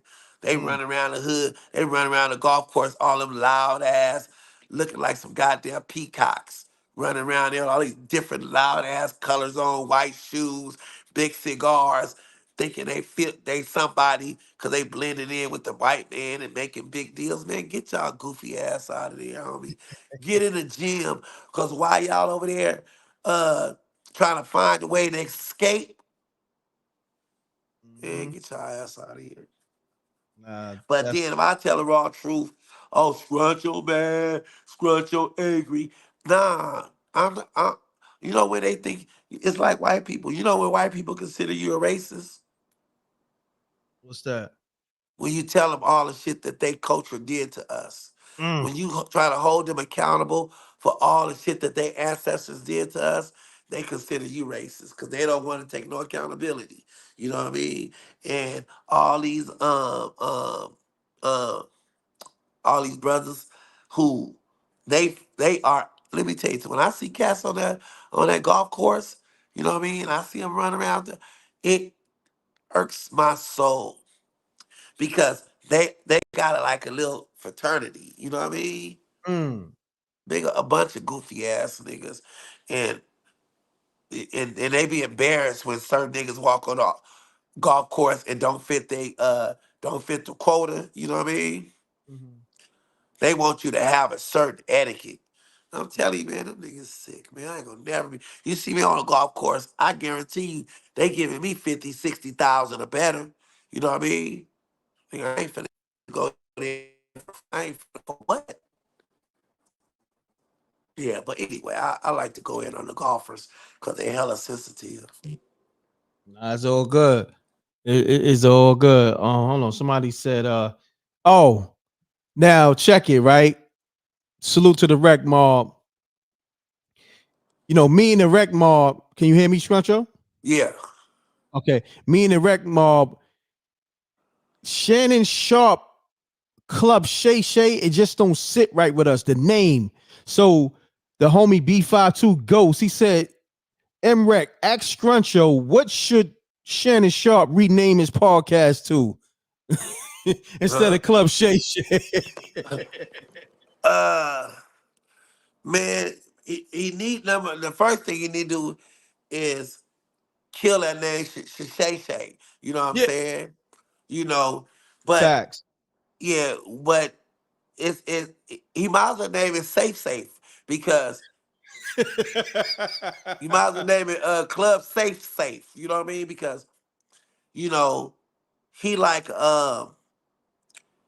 he proved to be non-threatening. You know, Mm, he's you know he gonna play the game. You know, he committed. You know, and I like him because you know he there. You know what I'm saying? But um, that's why I was happy. You seen how rattled he was. He was nervous. Cat was the realest nigga he ever had on the show. yeah, yeah, he was shaking in his boots. You Yeah, know he what I'm was saying? shaking because you know what I mean. He was shaking because he was hiding something. He didn't want Cat to Mm. expose him. You know what I mean? Yeah, But when and Cat was going sometimes when off people on get so those, yeah, pardon me, but when Cat was going off on those fun boys, Shannon Sharp got a little uncomfortable. You know what I'm saying? yeah, yeah, because you know a lot of them cats, man, is you know, they a lot because that's what I had to learn. You know, like I had to learn. That's why I'm so into free will because I was always homophobic for years. You know what I mean? Probably blocked half of my blessings, but Mm, the only way I was taught how to relinquish that spirit of homophobia is because, like I got in my joke, most of my nieces and nephews is gay. You know what I mean? mm, And I can't have that same spirit because they gay. And yeah. so now, you know, when I see my little nephews, especially my little nephew Duke, this favorite nephew, always been my favorite. When he was a little dude, from the time I picked him up, I knew he was gonna be gay. But that's when I realized, hey man, he's you know they born gay. So my nieces and nephews taught me how to understand the things I didn't understand, to not judge them and to accept them because at the end of the day, they good people. They love and good and love don't come good and bad and evil don't come in your sexuality. It come in your heart. So it don't matter what your gender is or your nature is or what you believe. That's not your business. You know what I mean? Learning to accept the things you don't understand is your business. And when you find yourself where I was, when you was a homophobic, you got to figure out a way to heal yourself because I'm gonna tell you why. When I look at my little nephew, he was born that way. Mm, The world made me homophobic. So if the world made me homophobic and he was born that way, which one of us is really sick? You understand? mm. I see what you're You know saying. what I'm saying? And so I had to heal myself and not learn to just you don't have to understand it sometime, but just learn to accept it so you could allow them to live. And because all my nieces and nephews, that's all the super gay nieces and nephews, always the main ones looking out for me, always call on me, always check on me, always make sure I'm good. And sometimes they treat me better than my own kids. Mm, So when you realize that they love different, you know what I'm saying? And it's like you got to learn how to grow. You know what I'm saying? So you being homophobic is the sickness, and no matter what you agree with it biblically, you not God. You know what I mean? You Correct. not God, and you being angry at them don't make you right. It makes you more of a problem because why is you angry? You Mm. shouldn't be angry. You should be praying for the things you don't understand. In somebody that's you don't get mad at somebody that you feel need help. If you mad at somebody that you feel need help, then you the motherfucker that need help. You know what I'm saying? You know? Yes, So sir. you gotta grow, bro. And we all transitions. I had to transition and learn how to grow. You know what I'm saying? And learn how to accept Well, the things well, I let don't me understand. And let me say this, not to cut your wisdom. I don't have a problem with anybody that's on that time. You know what I'm saying? I'm just not on that. You know what I mean? Like I could even be around you just long as you don't try to bust a move. You dig what I'm saying? yeah, and see you the thing know. about it is, it's like it's just rules. You know what I mean? And everything can rule. If you're a killer, don't shoot me. If you're a Mm-hmm. liar, don't Hmm. lie to me. If Hmm. you gay, don't hit on me. If you're a Yeah, hustler, exactly. don't hustle me. If you're a Exactly. cheater, don't cheat on me. You know, every title got rules that come with it. You know what I'm saying? Hmm. And Correct. but what God did anoint you with is you. You know what I'm saying? And when you just embrace who you are, you know what I mean? And just be kind to ever who's in front of you Correct. and give them the spirit of love is really your only responsibility as a human being when it comes to giving love, to being a good person. You know what I'm saying? Because when you give love, love gonna come back. You know what I mean? And when God see that you learn how to love, because that's when you learn how to grow. You know what I'm Correct. saying? And and I'll treat it. Listen, when and I haven't had been at a point where I've been disrespected like that because your presence, everybody presence deserve gonna get some type of respect. You know what I mean? And respect ain't nothing you earn; it's something you gotta demand. You know what I mean? And so, when you the way we move in these new times in this new world, I swear to God, just being good and being a good person is the greatest gift that God could ever give me as a human being. It's just to be a good person, to be good to my wife, Yes, pray sir. to God, read my Bible, pray for my surroundings. Hmm. That is greater than any amount of wealth somebody can give me. You know what I mean? Because when you searching for that bag, you gonna learn real quick out of all the furniture you could buy, you don't got enough money to pay for your deathbed.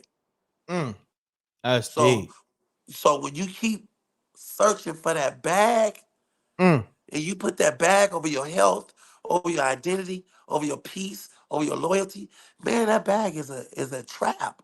You know what I mean? Cause all the Mm. niggas that got the bag, and it say, man, the peace is in your head. So what is a man to gain the whole world, not lose your soul, but lose your peace? Because when you lose your soul, your peace go. Your Mm. peace is in your head. Your soul is in your spirit. But when you lose your soul, you lose your peace. And when your mind is not at peace, you lost your soul. And when you have a soul, you have a peace of mind. And when people understand the psychology that the Bible is not a book of theology. The Bible is a book of psychology. You understand what I mean? Hmm. And it's focused on the mind. And people get into the words, the scriptures, and this and that. But the scriptures is to help you understand how to walk and live your life as Christians through scriptures. You know what I mean? But Yes, sir. the greatest gift God gave you is common sense. Because common sense is right below wisdom. Then right after wisdom is Satan. Then right over Satan is God. Mm. God is over everything. And Satan is here to confuse you. Mm-hmm. God is here. God don't God save you. He not here to condemn you. God is here to save you. You know what I'm saying? You know, and then once you understand there's power, and I tell everybody, don't practice religion. Because one thing, all religions, all races, all cultures, the one thing that combines this whole world that we all got in common is love. That's a fact. And when you focus on love, not religion, not people, not race, not titles, when you focus on love, when nobody is watching you, that's when you learn how to love. Mm. You know what I mean? Because love is never in the necessities of life. Love is always shown in the accessories. Because Mm. necessities is you got a roof over your head, you got food on the table, you got clothes on your back. That's necessities. That's a That's fact. love. But the real love is in the accessories. Because accessories is the effort. You know, yeah, you got your wife a dress, but when you get her the earrings and the shoes and the purse and the hairdo and the earrings and the chain and the bracelet, now she know that you made an effort. Yeah, you could have go buy her 5,000 Gucci dress. I guarantee it. She won't appreciate it like that swap meet dress with them swap meet shoes that look fly and the little swap meet jewelry and that swap meet earrings and the little swap meet heels and the little, come on, man. Because she's not worrying about the price. She's seeing the effort that you made to make sure she is perfect. So Yeah. real love is always in the effort, which is the accessories. Mm. It's love in the necessities, but the deep love is in the accessories, the Mm. effort. That's deep. That's a gem. That's a gem, man. On that note, listen, Scruncho, we've been live almost 4 hours. I think you've been tapped in with me like three. Your phone went down like you tapped in like maybe three and a half. You know what I'm Yeah, saying? man. Yeah. Nah, you've been, dropping a lot of gems and giving us epic stories and giving us in depthness in your life, man. We appreciate this, man. The Rec Mall, they've been locked in. You know what I'm saying? It's like 500 of us just locked in. Listen, by the time this live go off, it's gonna be five figures, about five figures of people that done watched it, like 10,000 or better. And we just locked in, man. You know what I'm saying? And Hey, we man, appreciate you. I Man. love to love, and and all glory go to God. And I always never forget who the giver of all my gifts and the greatest success God gave me is every breath I take, because every move you make is a blessing, because the one thing about today is tomorrow ain't promised to you. So every minute is a miracle. And once you start realizing how blessed you are, and the only way you're gonna look at your lose focus on your blessing is when you start looking at the big picture. When you look at the big picture, it's confusion. It's now you become an activist. Now you got an opinion. Now you become angry. It's you don't look at the big picture because you're not God. Look at the little picture because your God didn't make your mind big enough to know how he worked. He only made it big enough to know that he worked.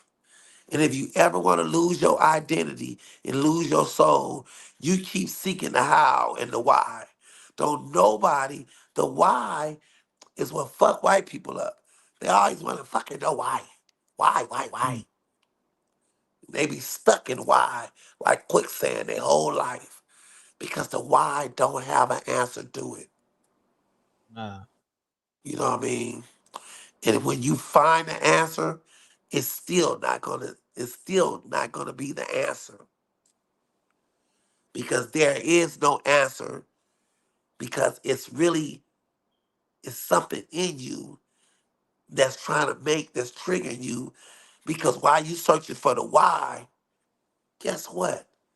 You forgot about the A, the B, the C, the D, the E, the F, the G, the H, that Mm, because you so stuck on the why. Man, that's deep. the alphabet you don't want to fuck with. That's deep. Man, my brother. Yo, Scruncho, love is love. Thank you for your time and your gems. And this is a blessing, man. And my brother, you my brother for life, man. And Man, we got work to do, my brother. We got a lot of hey work to man, we got a do. lot of work to do, man. And You we're gonna know pray what I'm for saying? Kevin, and we're gonna pray Yeah. for Katt, and we're gonna Yes. We're pray gonna pray that for all of nothing them. ain't impossible for that to come together. And when that Yeah. relationship bond, that's gonna change the urban world of comedy. That's a And they fact, my and brother. once they really realize their power is gonna be greater together than apart, and they're gonna realize the reason they are apart is because they're too powerful together. So they trying Mhm. to intentionally keep them apart because they don't want them to ignite, to change the course of the world. And once they realize, man, y'all both bringing powerful attributes to one that can change the course of black comedy. And once I get that, my job is to seal the gap, to bond them, not to separate them. Yes, sir. My brother, man. I agree with you.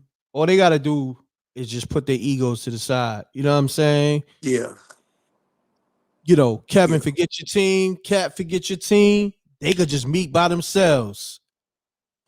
yeah, man. It'll Because work yourself out. You know what I'm saying? exactly, That's all they gotta do. They just gotta just drop everything and just deal with each other as such. You know what I'm saying? Kev- exactly. You know what I mean? Kevin and Cat. So they'll figure that out. You know what I mean? Yeah, we gonna keep praying for them though. Yeah, that's a fact, my brother. Man, you have a blessed night. Get some rest, my brother. I'm about to eat something. I know you probably got to eat as well, or you might have eat. Exactly. And I hit you tomorrow.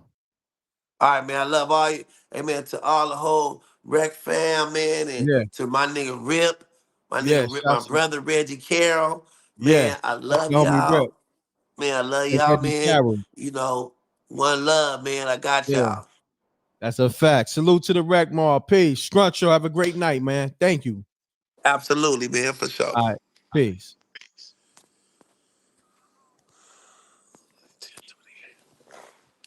Hold on. Shouts to the homie Scruncho. Y'all got you another exclusive. I don't really eat like that. Somebody says, oh, Miss Diligent said Rex stay eating. I mean, think about it, right? I'm doing these lives, right? This is like a 4-hour live. You know the energy that I am utilizing, I'm dealing with all the people in the chat room. Then I'm doing an interview. Then I'm working the machines. I'm working my brain, asking questions. It's a lot going on. So you need food to, rejuvenate that energy that you done depleted from, working like a machine. So yeah, I definitely need to get some nourishment because I feel depleted. But I appreciate everybody that shouts to Danny Devine on that $100 super chat. Shouts to Miss Diligent on that super chat. Appreciate you. 777. That's love. Everybody who dropped the super chat and the cash app. My bad. That was cash app. Shouts to Danny Devine on the cash app, Miss Diligent on the cash app. And everybody who tapped in for the interview, man. Um, I appreciate it, man. Just everybody I love this whole rec mob thing. We family. I love everything I do. I love doing interviews. I love doing lives. I love just doing content. I love doing music. I love doing films. I love it all. Now I love doing comedy. You know what I'm saying? Like putting comedy shows together, specials. Also, yeah. Uh show that love to Scruncho by getting the comedy special. I'm seeing people said they got it yesterday, said it's fire. Get that Knockout Kings of Comedy. Let me put it on the screen. I'm gonna put the link. Where we at? Knockout Kings of Comedy. You got love for Scruncho. You got love for m.reck and Rip and Reggie Carroll. We got the event. Now, your man Reggie, he's a genius. He's the one that came up with the whole Knockout Kings of Comedy. He created this. He just gave us like an alley oop, and we just took the ball and ran with it. You know what I'm saying? But this Knockout Kings of Comedy is hosted by Reggie Carroll, who's also the creator. And then also Scruncho, he's starring. He was the headliner. So we had Woo Woo, we had D-Lo, we had Snow, we had Dave Butler. You know what I mean? Make sure you tap in and download that. All right. I'm about to put the link to the special in the chat room. Make sure you get it now because it won't be available that much longer. You know what I mean? You're gonna have to get it off the network soon. So get it off the paywall now. The link is right there in the chat room. I appreciate you. We got Reggie Carroll in the building. He's in the chat room. Shouts to the homie Reggie. It's my brother right there forever. You know what I mean? Reggie just threw the crazy alley oop. It actually put me officially in the comedy game. You know what I'm saying? And the fact that I saw the vision. I went to his show. He already had the event packed out in Sully's in September. He did an awesome show. He had a set plus hosted a joint, and he had a bunch of dope comedians. And then I pretty much asked the brother, man, what this club want? And he was like, yo, Rec, man, that ain't about nothing. And we did it next month. And he gave me the blessing. He said, yo, we could do it together. You know what I'm saying? Me, Reggie, Rip, you know what I mean? And everybody who was a part of this, Kim, Robin, everybody, the whole team, Scruncho, all the comedians, and we made history. And this interview we did after the event went super viral. Yo, Reggie, you see the interview that we did after the event, the Knockout Kings of Comedy event? We did it in the hotel lobby. The interview in 2 days got millions of views on TikTok, Twitter. It's almost 3 million on Twitter in 2 days, 2 million on TikTok, and mad people ripped it and put it on their IGs and TikTok. So I think collectively, and then YouTube, of course, Rip is doing his numbers. I'm doing my numbers. I think collectively, it's probably like short time with everybody who reposted it on IG and TikTok, might be 10 million in 2 days. Something crazy. So make sure y'all get this special because it's special. And that interview we did right after the special, you know what I'm saying? So, and I saved it too. Mind you, I was waiting for that special moment. And once that Katt Williams interview dropped with Shannon Sharp, I dropped it. Me and Rip dropped it. The rest was history. The shit went super viral. So that interview was on my page. You know what I mean? So y'all can watch that. And y'all got this, and y'all got the other interview that Scruncho tapped in yesterday with and went live with us. So yeah, I'm gonna do a new interview with Reggie too. So Reggie, get ready for that. We're gonna do a new one. You know what I mean? We got plenty more. That's a fact. So yeah, let's get it, y'all. I appreciate y'all tapping in. And y'all have a great night and be safe. All right. Love is love. And peace and blessings to the Wreck Mob and to everybody. Yo, peace, Reggie. I'm gonna hit you tomorrow, Reggie. Salute to the Wreck Mob. Double deuces and bubble gooses. I'm gone. Love. Let me play my outro. Also, everybody leave a comment in the regular comment section. Let me know how you felt about this live and this Scruncho live interview. Leave those comments in the regular comment section right now. All right. You go to my page and you go to the live section. You go to this video and you leave the comment. All right. I'm gone. Peace.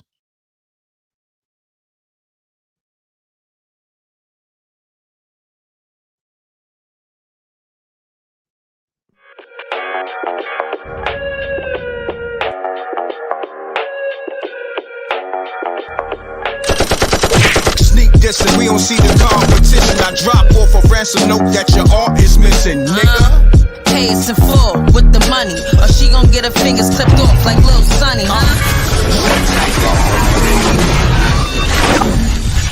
m.reck TV.